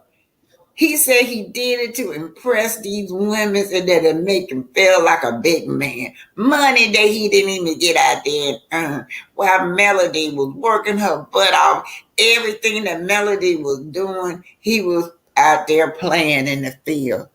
Host and Host was a $1 billion ministry. He quit doing everything. He quit being out there being the muscles of the show. Anyway, you guys, $1 million, you crazy, you delusional. Coleslaw pissed off at Original Straight No Changes. She said, "Do you get paid after talking about me? Are you still broke?" Then under the bottom, she stuck in the house with Spider-Man. That's what she got under the bottom. Yeah, you stuck in the house while your old man is out there doing what he want to do with every woman. Of course, Bedbug, you used to that. That's how you started a relationship. You have never had him one-on-one. He has never had to respect you. He go out and get any woman he want. He ain't got to respect you. Yeah, because that's how you started a relationship. He left you and went to another woman every day, every night. And the days that he didn't come over there, how Melody say, no holidays. You don't get no holidays when you're with a married man. Yeah, that song that Melody make Bugs, you really get mad at that song. That song bothering that side chick award song called Melody Take. Melody always making money. Yeah. So even everybody making money. So the Original Straight No Chaser probably wouldn't have came out there. But you see, your problem is you try to say that everybody is lying. You try to call this woman a liar. You put your own foot in your mouth and she had all the receipts that she is not a liar. One thing about the Original Straight No Chaser, she gonna show y'all them receipts. When she say something, she gonna bring the receipts. So, y'all hard up for money. Your man done messed that deal up. How the hell you gonna let this man negotiate something for you, Bedbug? Roach and Bedbug, y'all a good couple. I'll be glad when y'all get married. Bedbug and Roach. That's what y'all need. Y'all be glad when y'all get married. I will do. We will do. That's gonna be the talk of the internet.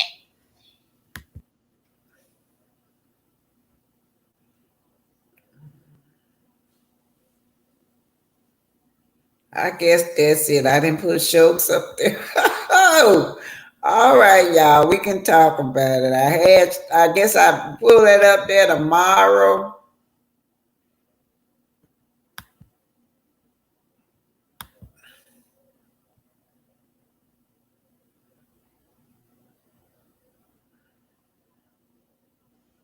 Well, hello, Pinky. Hello, everybody. I'm back.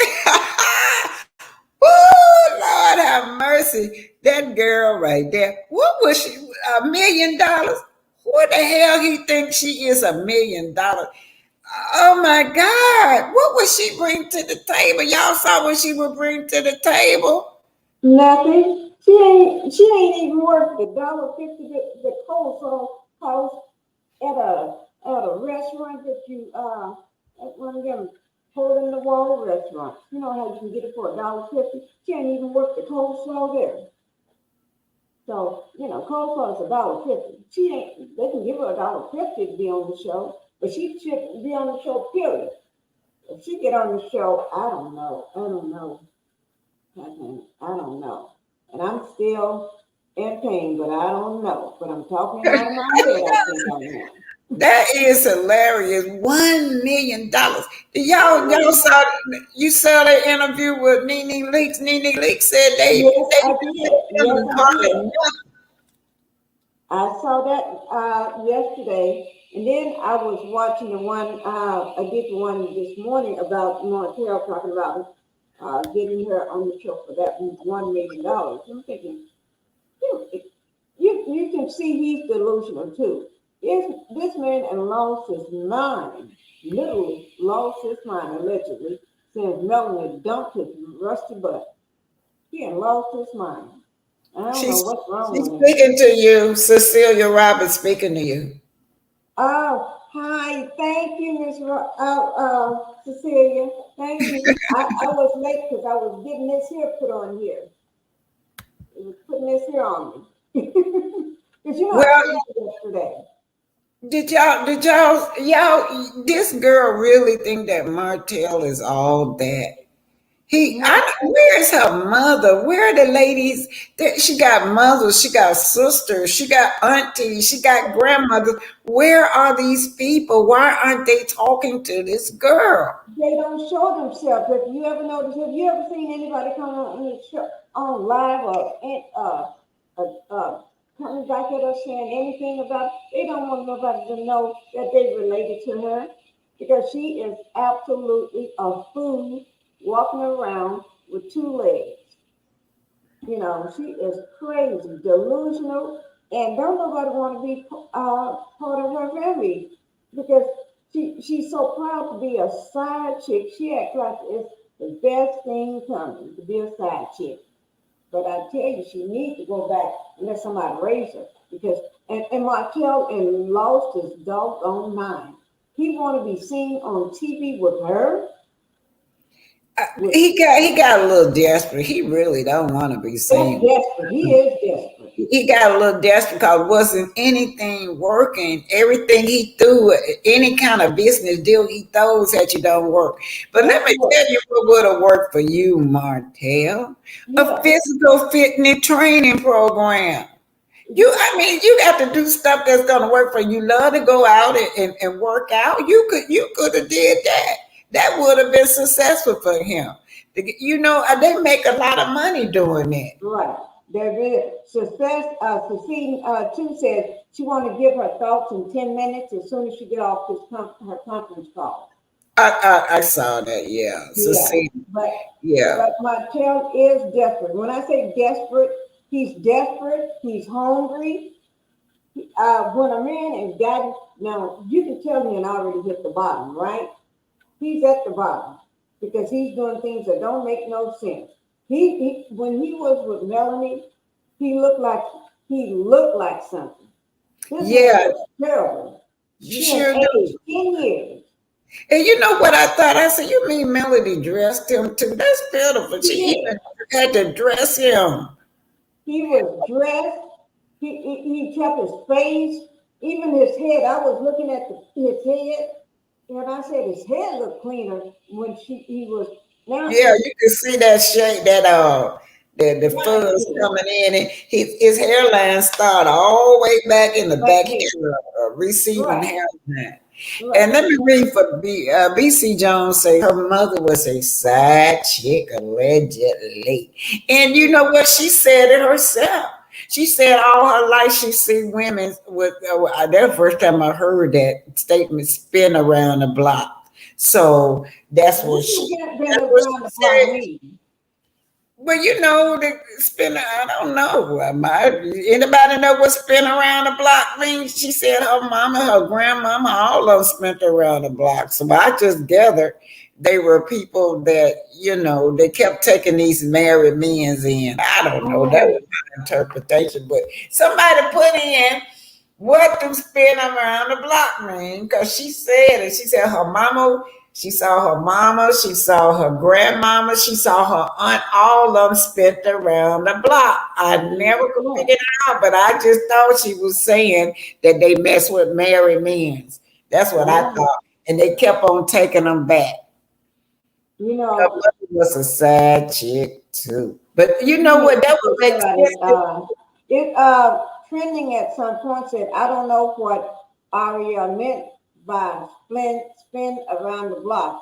Means you double back to an X. I don't know. Well, maybe, yeah, you double back to an X. In other words, yeah, maybe so because I remember that was when she was pissed off at Martell for coming live with he had came live with first time he came live with what's the housewife chick, real housewife. Sheree. Yeah, Sheree. He had came. Okay, he knows somebody. Let me see. Tawanda finna tell her. Y'all finna tell me what this mean.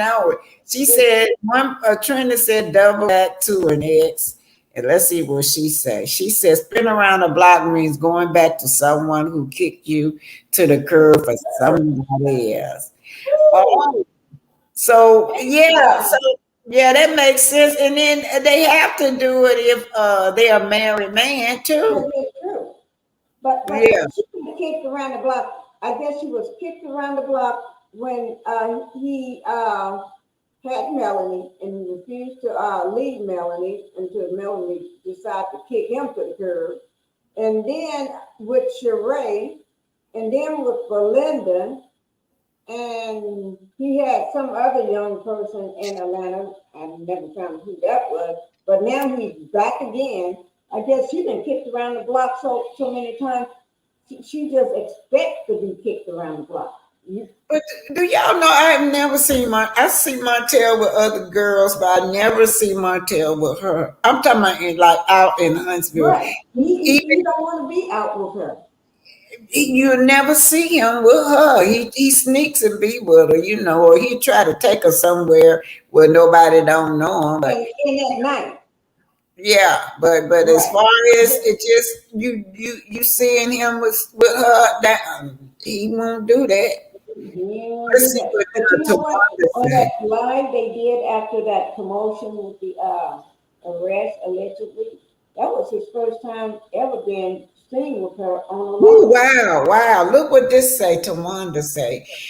But in coleslaw language, it means stalking married couples and plotting how to break up a marriage. I think so too. Yeah, she's right about that.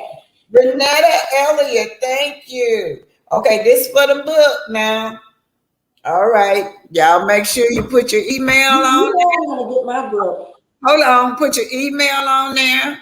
Put your address on there, and put what it's for. Yeah, thank y'all. Because some people just send me cash out. Y'all know I thank y'all because I want to my ex gonna get me a car, but I want until I get the car, I had wanted to keep the rent a car a little longer. So with y'all sending me this change that'll give me, I can call him and ask for at least 3 more days of extension on my car till he get the car ready. He's found me a car, but he got to work on it. So yeah, Well, I don't know whether I think my son have, what is it? What do you call it? Is it PayPal? Is it PayPal? I don't know. But anyway, I get some money that way. So you keep this card too. PayPal or Cash App, yeah. He's Tamana said, hold on, Tamana said he's ashamed of coleslaw, especially seeing her without the filter. Yeah, she's not pretty at all, you guys. If y'all saw that filter. Yeah, if y'all saw her in person, she's not a pretty girl. Even in her mouth, around that mouth, I've never seen nobody mouth made like that, y'all. She got the biggest, it like them fish got them great big old mouths. Like she got a huge mouth, like a hippopotamus or alligator. Yeah, yeah, like an alligator. It's just she's not attractive. I don't know what y'all think she cute, but I've never thought she was cute, and I've never thought that Martell was handsome neither. I'm not gonna say that they ugly, but the way y'all, not y'all, a lot of them, every time they see him, that's all they talk about how fine he is. Well, I guess beauty is in the eye of the beholder. Yeah. Now, y'all, let me tell y'all the truth. That girl stalked Martell. She want y'all to think that she seen Martell at this party. Thank you, Miss Elliott, Renata. Greeting, Miss Black Titan. I cash app you your money for the book and I sent my information. Yes, I got it. Yeah, so she wants y'all to think that she first saw him at that party. But if you it was on what I forgot that guy name, that other light skinned guy that got in trouble for being with them young girls at A&M. Cedric said he first met her and she used to work at a bar or something, you guys. Marceau used to work there. She used to work there. And he used to come there. He used to come there a lot. So she knew him before the party.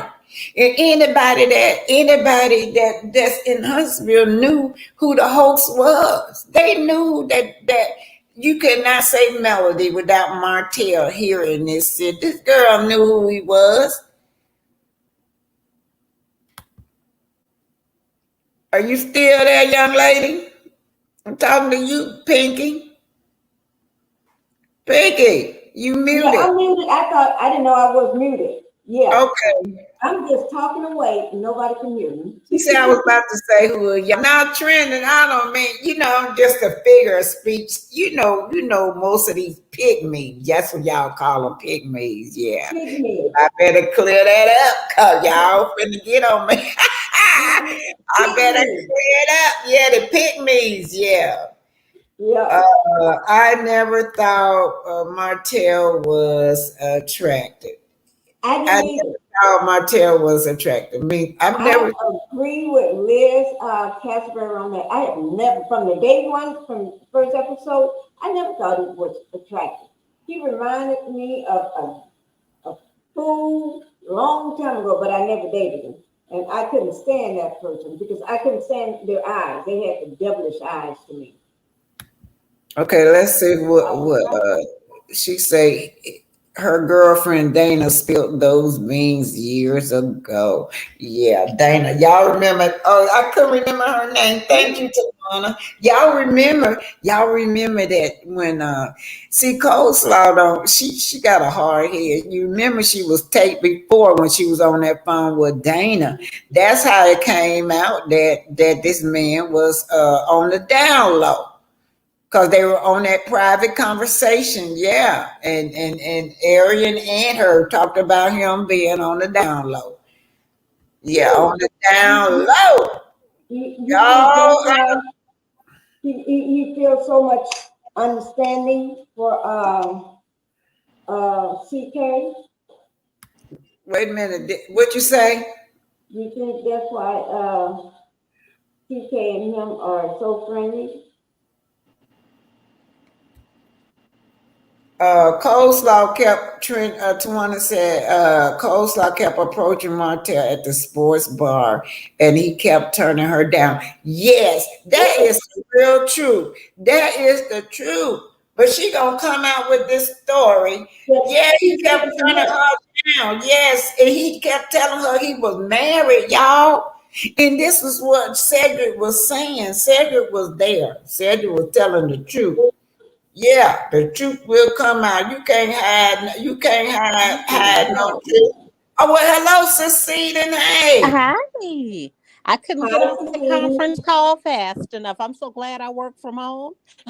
Yes, yeah. So what you talking? We're talking about coleslaw and $1 million. Anything about bed bugs? That's a new name. Yes. Yes. Yeah. You know what? I believe it. I believe it was 1,000,000 pennies. Yep. I do too. Because you got to think, Martell think anything he do is worth everything. That's that narcissistic behavior Now you of heard his. I said pennies. Huh? I said pennies. Kimmy. Yeah. I A don't think million that pennies. I think when he said that, he presented an offer just to let her, okay, he doesn't want her on that show.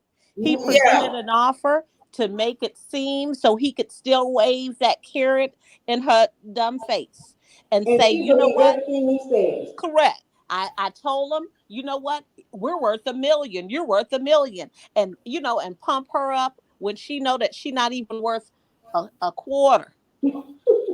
You know what? You're right. You know what? I kind of thought that too, that he will consciously blow it because he don't really want her on that show. And she thinks she that girl, that's all she gonna say. So Right. she'll believe it. Right. She'll She'll believe anything he says, it seems. It is. And when they was on that phone call, that was the first time that he have ever been shown on any live or anything with her. Right. He don't show her pictures. He doesn't. They weren't seen out in public in town. So it's like, and if y'all notice, I heard y'all because I had my phone up so y'all entertain me, and I had it down low enough so I could still hear y'all. Y'all was saying good stuff, and in the chat they were saying good stuff. If you think about it, when he went to see Dr. Francis, Yeah. y'all remember he said she is a peasant, and he peasant. smirked. He let it marinate. He smirked, and He he did. said a peasant. And Dr. Francis said, "How you say that? I know your wife was." Oh no, he answered that real quick. Oh no, she wasn't a peasant, but he said exactly what we've seen. I can't remember his exact words, but basically he called her low life ghetto. Right, that's what he said. He said, because the doctor asked him, what do that mean? What does peasant mean? He said, Right. low life. Yep. Low class. Low class. That's what he said. Low Something class. that he will not marry. Right. And he said low class. But then, and Low when he class and low says life. he did what other people Look what did. hello, y'all. Look what just came, Pinky. Ooh, Pinky's This there. my box. This my gift. It's as tall as Pinky. Pinky sent me a birthday gift. Y'all gonna finish talking while I open it. Okay. So see, you tell her she needs to do the unboxing. Y'all keep talking. I'm gonna use the bathroom and y'all entertain them till I get there. Okay, and then when you come back, I want to know if you considered the book club with your book that I put in the chat. Of course, yes, of course. Because that would be deep for us, as to get together and to discuss that book club. The book. My book. I'm gonna do mine today. I'm gonna send her mine. Well, she already got my address and everything. Yes. But I'm gonna go ahead and send the money for my. Yeah, I'm gonna order mine too. Yeah, I'm gonna do that today. Yeah. Yeah, so that's what I'm thinking. Is I think that when he said that, and when he said to us, because they haven't really revisited that, and everyone has been so focused on Martell, which is what the Scots like. Right. He got that all of them were cheater, pumpkin eaters, including Nell's husband in that group. And in that group, you think about all of them, Maurice, Marceau, and he got with this group, and Melly said specifically they didn't have problems until he started hanging out with this group. And think about it. People think they've been knowing each other forever. Kimmy didn't know Melody well. And she said that Tisha had only known her for 4 years. So that doesn't sound, so that's, we know that's not well. And that's, if you notice, that's almost about the same time he was secretly fooling around with the peasant. Ooh, now got me calling her a peasant. But that's not my words, allegedly. That's what he said. So a lot of people were upset, but I thought, and I said to a friend of mine, she said, I didn't like that he called her that. I said, but that's what he felt that she was. And then I looked up the word. It meant low class, less than, and that's what he considers her, low class and less than Melody. And when we see her, that's what we all consider her. We all agree that she is a peasant. Well, you know, he said it. He told the doctor that he considered her low he class. said it twice. He didn't Yeah, say he it said once. it. He rubbed it in the ground too. He didn't even back off He of it. was smirking and smiling when he said that. He smirked. He was He let feeling it himself. marinate. Yeah. It was like he was almost proud to say what she is. I think that's what he really believed, though, is that What she you doing, really. Yeah, because he kept telling Melanie that he should be able to have whoever comes in his wife and somebody else at the same time because he has reached this successful level. It's like Melanie reached that, And I reached the higher help to her now. Yeah, and I do think that, but I do think that he really, really believes that she. I think that's Black Titanic in the background. Yeah, it is. Let me just say this: have you noticed since Melanie dumped his crusty butt, he haven't taken up one bit to try to marry her? No, because he kept saying he's going to be married by the end of the year, and at that time he was hoping he could win Melanie back. but that's another carrot that he could dangle. So if he say that, she'll be thinking, "Oh, he talking about me." Right. And that's why he wore that ring, trying to bring. I know he wanted her to see that ring and come to him, and that's why you want. Anytime she speaks to him, this man just act like he's a 10-year-old child. I don't think he expected her to come to him and ask him why. I think the ring for itself said why, and that's why she went out that night and went out with her friends because she was upset. Yeah. Y'all know that ring. And you know, she just got through capping for him too. Right. She got capping for him, and then he gonna show up with that ring. Oh yeah, that's really mess with her. Right. But think about it. She capped for him, but then she on the background was, talking all the other garbage that she was talking. Yeah. And, that tape is not, with that being exposed, she was kind of capping for him and then, not capping for him. Yeah, that is true. I'm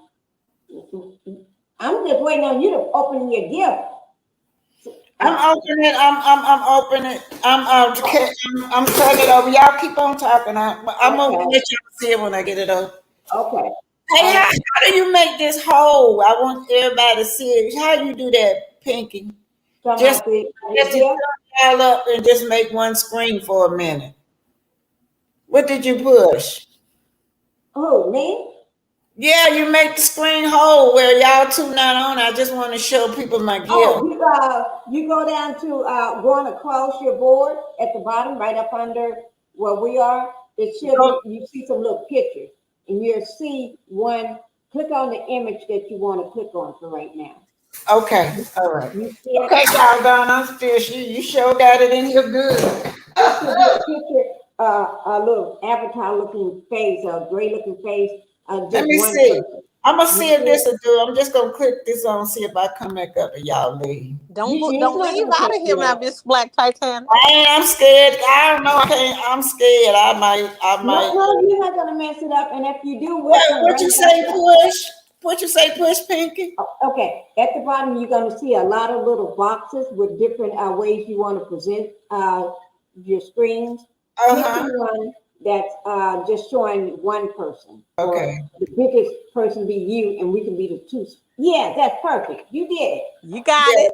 That's what I'm doing. But I'm doing it. But take the message down. Take the message down. Oh yeah, though. Okay. Okay. Now let me take that one out. You did it. See that? Yeah, I didn't know. Oh, this is so pretty. Now. This is so pretty. Oh my God, I'm gonna cry. Let me pull it. Okay, y'all. Let me show y'all. I got to show y'all. Oh my God, I'm gonna cry. Look at this. Look, y'all, Oh, that look. is awesome. Look at I this. love Oh, it. Pinky, thank you. That I Black love it. Titanic book on it. Oh my Oh, that is God. so nice.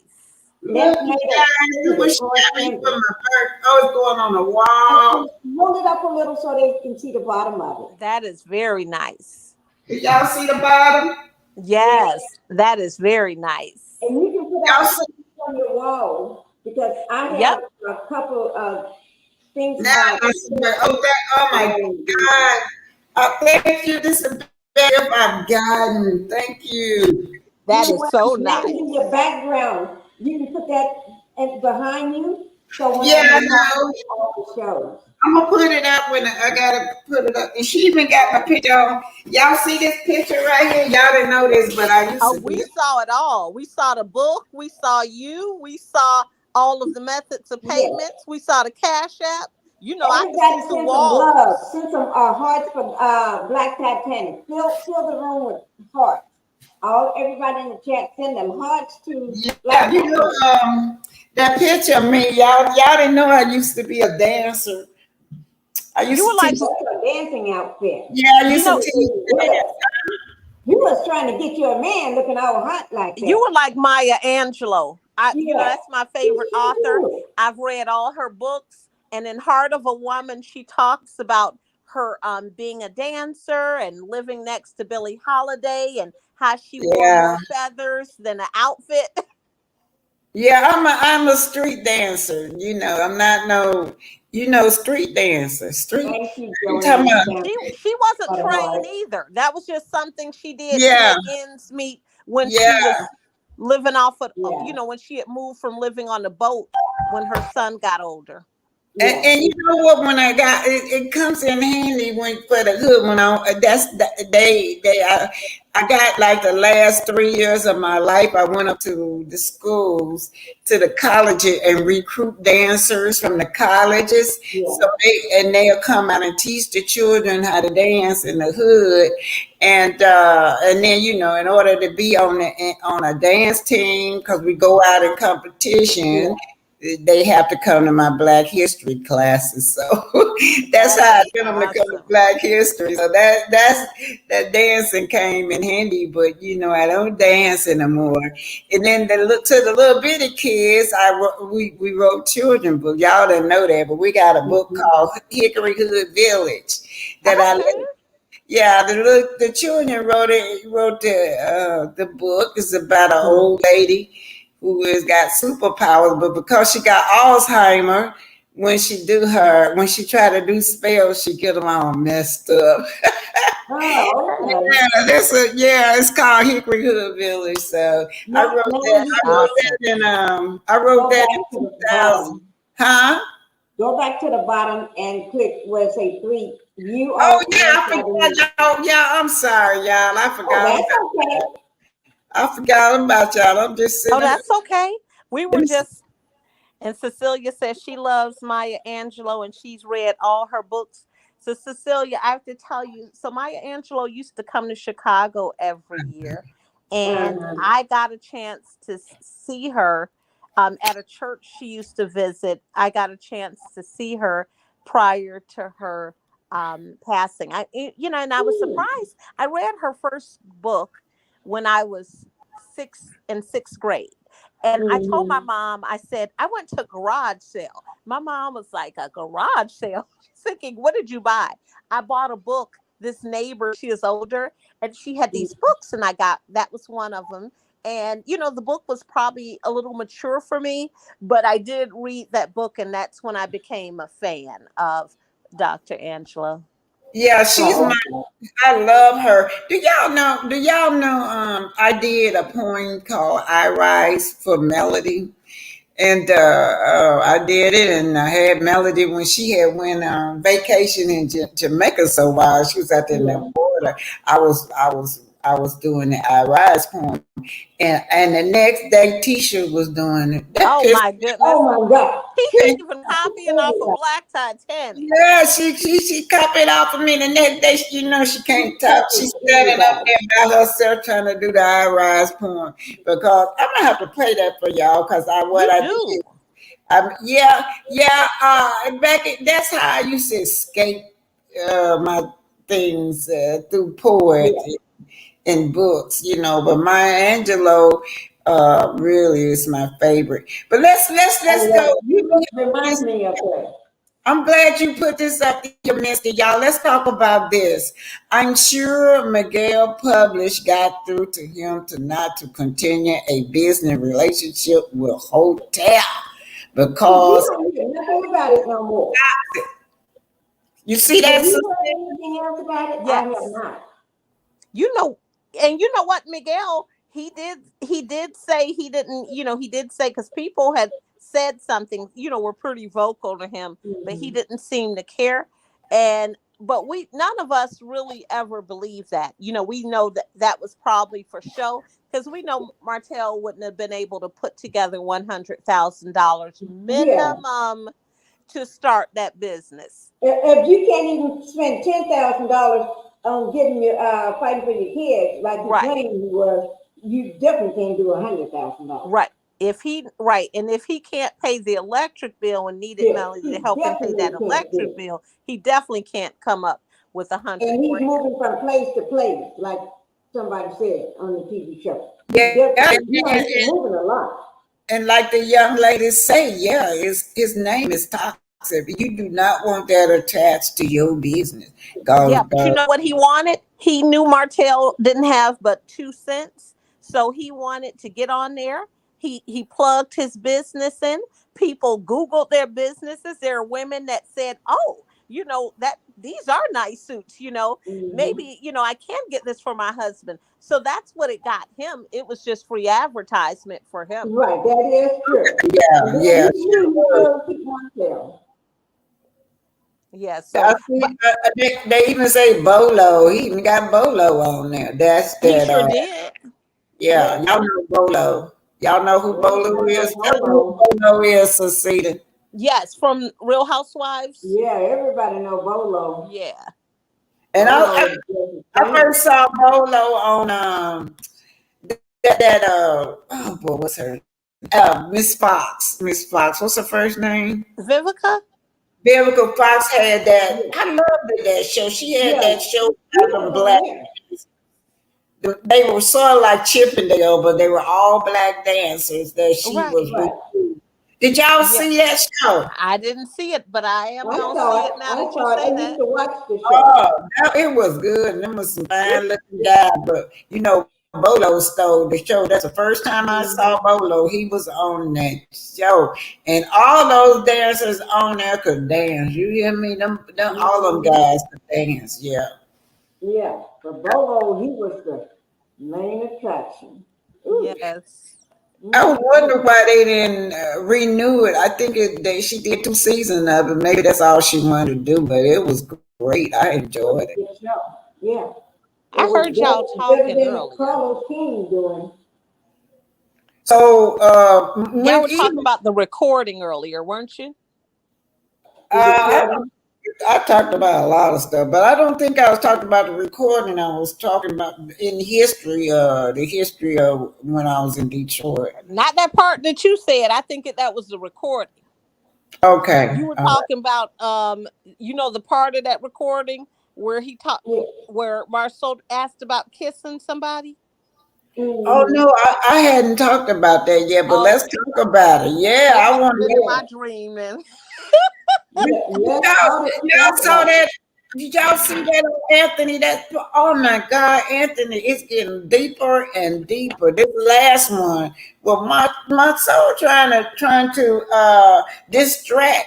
He cannot distract those 2 young men. They are very, very intelligent, and he keeps trying to talk. He used to talking around the bush and getting people off their game, but they bring him right back. They bring him right back, and then because they know what they do. They know what Martell is like. That's why he started that recording, because he said he knew how when he first spoke to Martell and he saw how he was coming and stepping. Oh no, he knew he had to record this fool. Well, Because what when would he nobody bring did, that up, y'all? I would be ashamed to tell somebody. People used to ask me, was I gay? And he said somebody he was, they asked him, was he gay? And somebody he had kissed a man or something. I'm like, why would he even bring that up? That wasn't even part of the subject.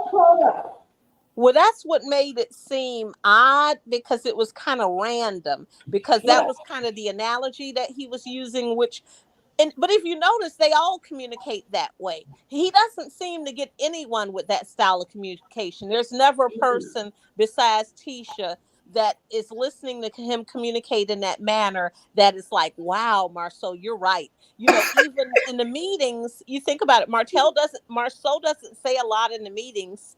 It's usually, it was usually everyone else. He just kind of Right. sits there. So he knows, but all of them, because if you looked at that interview that his brother did, I just watched it. I told Gray Hair Diva I just watched it actually 2 weeks ago. And I purposely just watched it because I didn't think that he was worthy of our attention because of the reason they brought him on the show. And I know that Hold on. Which one? The one with Carlos or the one with no, the one that the Gray Hair Diva did with, is his name Mark? What is their brother's name? The one that they brought on the show. Yeah, she sure did. Then I never did. Yeah, so if you watch it now, you had different eyes, and when you watch it, you're going to see that he communicates exactly Thank you, the same way. Jessica Griffin. My namesake, my last name Griffin too. Okay, go on. I'm listening. Jessica, Cash App. So if you Thank notice, you. he communicates the same way. That's their style of communication, is they all do that. Maurice does it too. Yeah, That slick talking. That right. must be They just just that. talk around. They never answer a question directly. They throw it right back at you, and then they try to overtalk you and everything. They try to overtalk you and talk where it don't make no sense. You have to try to follow along with a dictionary if you got one. Yeah, because you see people. Cecina? Yes. Okay, you back? Oh, I never. Cecina? Yes. She left out. I guess she'll come back.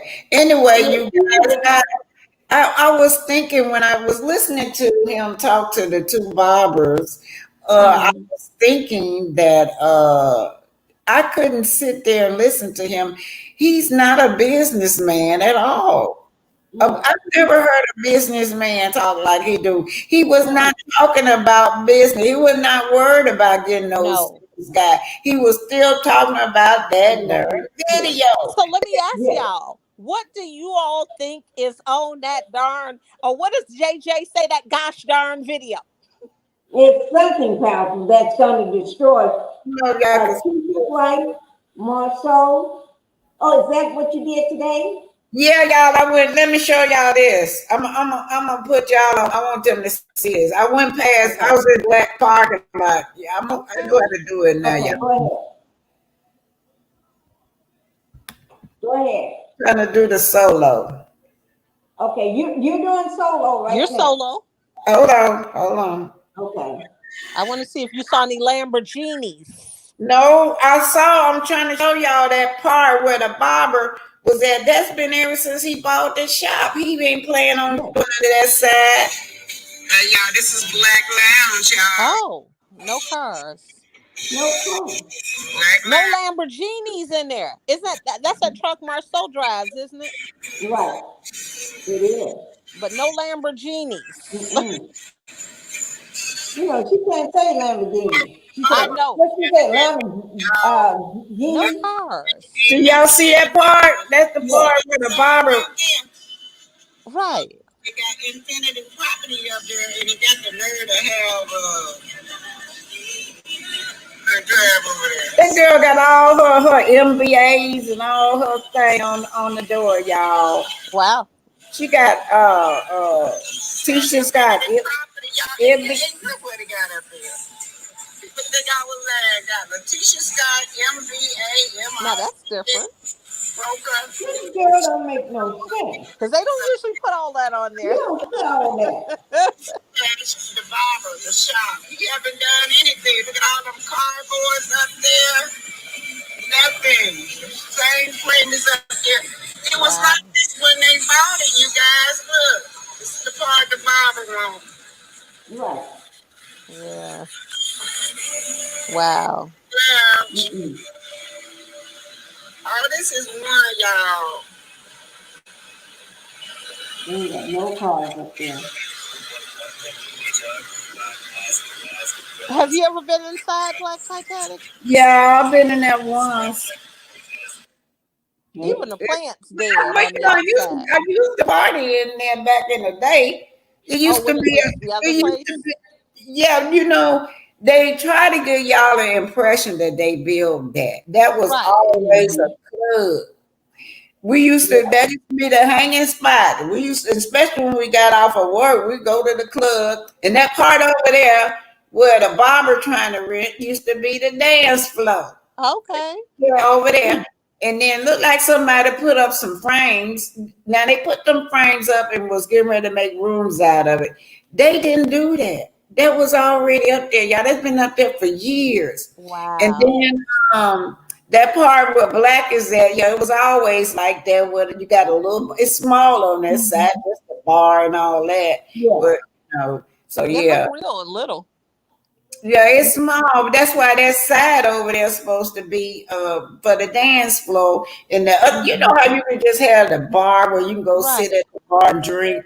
Yeah. That's all that side's supposed to be. It's some rooms, little bitty rooms over there. They still kept the rooms. I know where the boom boom room is. They kept that back room and a little room over there to the side when you You first. done been to Black Titanic done been to the Yeah, boom I boom never room. been there. I'm saying I know that room. Let me stop starting the rumors. Back in the day, everybody didn't smoke. So if you were a smoker, you'll go back in that room back there. And that's the room they was trying to There used to be a time where people all smoked in the same room. Yeah. So you could smoke, yeah. So that's how if you want to smoke a cigarette, you can go back there in that boom boom room. But yeah. So yeah. That's it. And then Zen, I thought I had it up, but I guess I gotta put it up tomorrow. Zen Garden is on the 31st, you guys. I didn't miss it. It's Monday. They doing a discovery. They got Zen Garden. He should be sweating because Zen Garden got him 3 times in a row. They had already asked for extension, right, in May. And then they gave them 120 days. So the 120 days fall on this July. They have no more extensions. They got to come up. They got to come up with evidence. So I hadn't seen nobody post it. I be wanting people to post it, and what room and everything that they're gonna be. And usually people post all that, so I'll know just to go to the room and sit down. But, Right. Now, yeah. I do now. Somebody just put something to Wanda Hill in the chat, but and so they said one of them. I know that Anthony did say one of his friends on production did say that somebody was awfully friendly, but actually that could have, to me in my mind, I guess when I think of awfully friendly, Marceau's comments threw me way off with that. So that now he's caused me suspicion. And we've always had our suspicion. Remember, Coleslaw claimed that her ex was on the other team too. Well, the young lady that I told you that stayed 3 doors down from them, she used to say all the men that used to be over there looked That's like what she they had. said. But she didn't say it on TV. But she used to tell me that looked like they had sugar in their tank. Oh, okay. Because on TV, when you interviewed her, she said it was only guys. She kept Only men stressing that. over there. You would never see no women's on there. She kept stressing that because you asked her, were there women? She said again, only guys. Yeah, and they would look like they were the ones that had sugar in the tank. Yeah, so I didn't care. Yeah, so you're right. She didn't say that part online, but she did say twice. She did reiterate that it was only men, and that she never saw women. Because I think all of us were probably expecting her to say, yeah, there were women running in and out of there. Yeah. But no, she was clear. She said never any women, only men. Well, you remember Kimmy kind of alluded to that a little She bit. sure Kimmy got did. pissed out. They just got And said at the other one over there. reunion. So Kim what said, fans be up there? They just be up there after work or Right, something. because they just want to have a place so that they can have a place. Remember, that's what Kimmy said. So she right. basically alluded the same thing. Yeah, yeah. Hey, Yeah. Victoria. So Yeah, one so said Zengarden is going to get their money from them criminal Scott. Zengarden, they ain't got enough money for that corporation, y'all. that's yes, they do. That's No, they don't. that's a big corporation right there. And They then going Gordon down. got deep pockets. They got deep pockets, so they better start running, packing Yeah, their bags. they going down. I They're want to hear in going the down. chat what y'all think is on that part, that last part that Anthony is going to release on that tape. What do y'all think is on there? But we're not gonna be able to see it unless you in members only. So if you're in members only, y'all gotta let us know what's going on, because it's so many members only. I just can't I afford. know My our pocket's not able to afford all. So many, pre-committed over the time period. I'll be there. He showed them released a lot of stuff and got Yeah. Panda there mad. She mad as hell that he coming out telling exposed. I mean, she is just mad. But y'all, I posted yesterday where she kept saying that Bud is not a liar. Yeah, Right. that's what she She, said. And she yeah, said it several times. and I played it yesterday. You know, she get to talking so much. She talking about a lot of stuff. She was talking about Carson Blue. And then she said, well, Bud is not a liar. Bud is Right. not a liar. She said it about 4 times. Well, I first heard it over there on Carson Blue station when Carson Blue kept saying that she always said Bud was not a liar. And Right. then when you listen at her, she'll say it. You just have to listen at her very well. She'll tell it. She be sitting up there thinking she taking up for them and defending them, but she would tell it. Because y'all remember what she said? Y'all let them clear people get away with scamming, but you won't let a brother come up. Yeah, that's what she said. That is true. That's You what won't she let said. Miss Titanic, go ahead and hit those two at the Oh, bottom.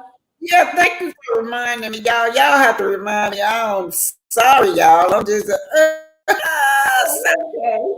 And it's y'all. like she expects that we should just be ignorant just because, and it's sad. Okay, so that just brings me, I know we're not talking about Peter, but why is that the concept that people think that we're supposed to act like we're in the 1800s Right. and in Texas and don't know that we free, and the other 49 states know they are, and we're supposed to act like that with that type of mentality just because a person is the same race as us. Well, like Peter has that mindset. Oh, if I was this color, you wouldn't have a problem. Oh no, I have a problem with anyone that is trying to cheat me. Right. That is true. I got a problem with it. Y'all, Tamani Hill said Anthony is hot eye air, and the only reason he's spilling the tea is because the Scots snaked him. Well, I'm glad he's spilling that tea, though. Yeah, and I don't know about him. Mad or not, I'm glad he's spilling it. I'm glad. Spill all that tea. I don't like them Scots, and this is my community, and I don't like my community to be preyed on. So it can come from a cat, a dog, a tree, or whatever. Right. I'm glad it's And then out. sometimes a person think that they playing you and they get played, because it's kind of like Wanda was on line and she was, oh, I want Anthony come here, I want to invite him, and she was just kind of doing that in the beginning, and the Scots were trying to create allies because they did that with Funky D, and they were, having him come, and he used to take up for him. But you see, when Maurice came to that studio and he did that interview, he wasn't taking up for him on that day. Yeah. So Yeah, people hold their colors. they trying to find allies in a blogger, and I think they got one. That girl, she better leave Carmarel alone. She came for Carmarel. Uh, Oh, that you know, crazy lady. Oops. That she, Peggy lady. huh? That Peggy No, lady. not Peggy. Marcella. Marcella done came from for what's her name? From Carmarel. Wonder. I said they better leave. She better leave that girl alone. You know And what? When I Marcella is a saw, friend of Wonder. yeah, you know what? I don't follow her because you know what? When I had heard that she was trouble initially, I unfollowed her at that time, so I don't see anything. Well, I don't look at her neither. It just so happened I was laying on the couch and she popped up. You know how they just keep on going. Yeah, I don't know, and I I get mad only when seen it one somebody time. like that It pops up, and then when she was talking about Carmel, I just went, I'm like, what is she talking about? Yeah, she should. Yeah, she should have I sense think enough that's the to one I know. saw because I only seen it Yeah, one she called time. that girl ugly. She called her ugly and told me something. She ain't got to work. Carmel, get them to go to work That every day. Marcy. I'm like, you know what? Only a lazy person would say Yeah, that yeah, somebody else working. Cause you know what? As old as I am, I get tired of sitting around. People don't want to sit around the house all damn day while she bragging about that's exactly. all she do is sit around the house. She got it like that, and Karma real have to go to work every day. But shit, everybody not lazy. Yeah, and everyone doesn't work because they have to either. And That's that's what she I remember it was a company I went and did their I used to have to go to companies for work and do their insurance, their benefit meetings. And this guy had won the lottery. He was a millionaire and he was working.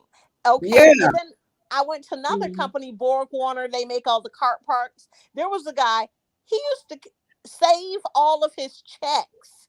He would never cash them. And do you know they had to tell him? The accounting person told me they had to tell him because it had been years. He was not cashing his checks. He did not need them.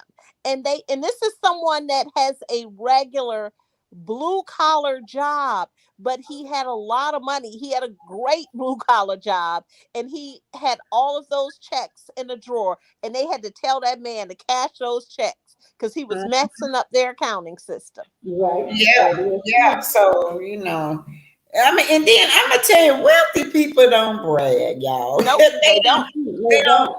She told me, you going to work while I'm sitting up here in this motel, and I could tell you how you can make money just sitting on your butt like I do. I'm like, Lord, we can tell when these people ain't got no money because they don't. You can tell because yeah, people with real money, they don't talk about money like that. No, they don't. And it's just like how people even like when people say like for instance I know a lot of people are like oh Nene is broke, but we have to realize with different people broke means different things. So we have to That realize is broke true. doesn't mean what maybe our broke would mean because we're not rolling around like they are Right. anyway. So a person may be down to their last couple of $1 million and think, oh, I'm broke. Like Candy Right. said that Yeah, actually that when is she true. came on Roa, she was stressed out, she Right. said, because she was so I know people were like, oh, Candy has all this money, but that's not what she said. She said I was down to that million, in that last money. And so I was kind of tight because I didn't know when money would come in. It wasn't coming Right. in regular at that time Right.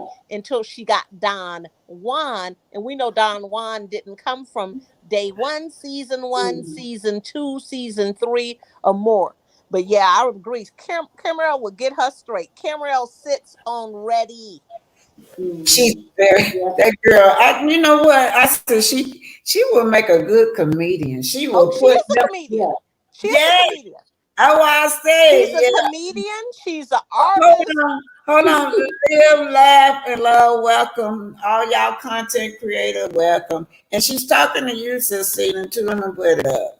Hey, live, laugh, love. Live, laugh, love. I gotta look at. I know she left There something she goes. positive out there for us. She always There leave she little goes. nice words of wisdom out there.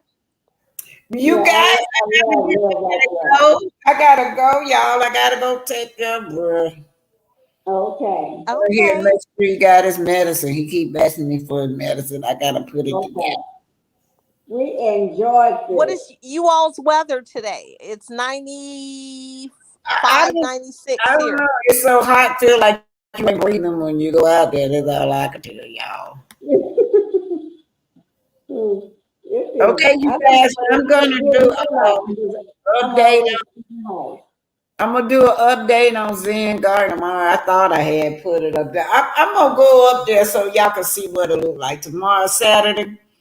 Yeah. Yeah, I'm gonna go Now, up to. Oh, Victoria got some tea in here. I see you, Victoria. I see what you said. And Victoria said she gonna let us know what she see when Anthony released that other. She gonna let us know. But I see where you, Victoria. She said. Rail said she only getting paid because this the Marcella person. Oh, her hubby is missing a leg. He must Oh. have sued somebody. I can understand that. But you can't be putting people down though, and You don't just know and this even if situation. someone is working, you should be commending them because they are working, Right. doing their job. And some people work just for the insurance benefits. Yeah, or Right. you just get tired of sitting around the house. Everybody don't want to That's sit true. around and not do nothing. Yeah, that's true. Some Yeah. people volunteer and do it for free. Yeah, I volunteer. plenty Yeah. of time. Work Mm, for free. I have worked for free. I worked for free for about 4 years or more. Yeah. mm. People do Yeah. it all the time. They go to an organization Right. I and did one company, one place, and I worked for free for 4 years or more. I've Every, seen it with the March of Dimes. Like our team, like my yeah. company was a sponsor. And Mm-hmm. so but there were people there that were volunteers that had been there for years. They Mm. came Right. in the office, they did the data entry, they went out to different companies, and they Right. did different things like that. Yeah. So Black Titanic, before we end, you just have to let us know when About you are going to have us to order our books so that we could start the book club, and if we're going to start in the fall or whenever, so we could get our minds ready. Yeah. Okay, I don't. You have to. Can you email me how that work? Cause I don't know. I've never did a book club before. Well, you know what? It just will be a matter of us reading the book, and you will assign us the chapters, and I we would will read love that. the book. I met a friend. I'll send We you some became a friend. information too. And that's how we met. We met Yeah. in the elevator. She was state representative of Florida when I lived in Yeah. Florida. And we started a book club together. And that's what we did was like, okay, so you may tell us to read the first two chapters, and then we read them and we talk about it and we really dissect it, give our thoughts, Right. and you kind of go through, give your overview. You give your overview and then we give our thoughts, or whatever format you Right. decide. Yeah. Okay, all righty. Okay, okay. I'll let y'all know tomorrow. I'm gonna let y'all know. Okay. You probably should think about trying to put that, even once you try this on us. You probably should think about getting you a grant where you could do something where maybe you're going in schools or doing something like that. Wow. Can I ask you something? Do anybody on here know how to do ebooks? I wanted to put. I had somebody said they were gonna do it, but they ain't came through for You know me. what? I'll give you someone's email that has done several. Okay, thank you. Cause I was gonna. This guy kept telling me he gonna do it, but he ain't got to it yet. So that's been over 3 months. And he'll be able to tell you because it's been several people at my church that have published books. Yeah. My husband Like published. the ebook. I want to put Black Titanic on the ebook, and I want to put the Thug's Passion on the ebook, and yeah, probably my children book. I got 4 books out, so Yeah. My okay, you husband guys, I gotta go, wrote a y'all. book. I really Okay. gotta go. I gotta say Okay. hi to everybody over here. Bye bye, Black Cat Pen. Bye And I'm bye. Thank you for empowering us as usual. We yeah. feel powerful. Oh, you have to think of something. Okay. Y'all know I'm like Columbo. I've been watching too much Columbo. You have to think of something and powerful that you say impactful each time we end. Like as ladies, like motivational. I'm gonna Oh, send I you an would email. love that. I'll Yeah. email you, okay? Yeah. Okay, I'm saying hi to Victoria. Y'all know live laugh. and love. That's cute. I'm saying hi to her. And y'all see these content creators on here. Y'all make sure y'all visit YouTube. When you gonna do your that lady that you saying? I want everybody. Dr. Howard. Yeah, well, you need to let them know when you're Yeah, gonna I do am. it. Huh? And she's still living. And basically, I saw her Sunday. My husband and I, we go see her all the time. She was the matriarch of my. She's 100 years old now. Wow. And Oh, I would she love to is give a her very her. powerful woman. When I say very powerful woman, anything that she's at or people throw for her, you have. If she's at an event, people will be lined up for miles. Young, old, it doesn't matter. Kids, everybody want to take a picture with her. And she is so powerful. And when people are lined up for hours to see her, I just stand aside because I always say she's going home with me. That's awesome. When you need to put up a schedule when you want to do it so they'll know. Because I would love. I did her life story, and then I did two different types of trailers for her, and everything. So Okay. and I just got pictures of her just this Sunday. Me and her having fun, and we did some videos. She loves to Well, talk. Pinky, I did see you in the store. Okay. You and your husband in the store. I saw that video. You crazy. That is You know what? awesome. I was just always fun. I thought the guy was gonna pass out, and he actually caught me from the back. I don't even know him. Okay, y'all, I gotta So go. just to summarize, before when we come back, you're gonna let us know. Huh? Just to summarize, when we all come back, you're gonna let us know how to order our books. So that way we could start our book club. Then you'll let us know the date. If we're gonna start it in the fall, you'll let us know to give time for everyone to get their books and that information when we come back. Thank y'all. Thank y'all. Okay, And Claire. tomorrow. We're gonna do a live tomorrow. I'm gonna set it up. Okay. Victoria. And can we talk about Ferris Street? Can you do a deep dive on that Black Titanic as well? Yeah, I've been intent to really look that up because I didn't know anything about Ferris Street, but I've been Okay, in. so I'll email you I'll email you your agenda. Yeah. Put it out there for me. Okay. Victoria. Love you all. And I agree with BC Jones. Caramel can handle her own.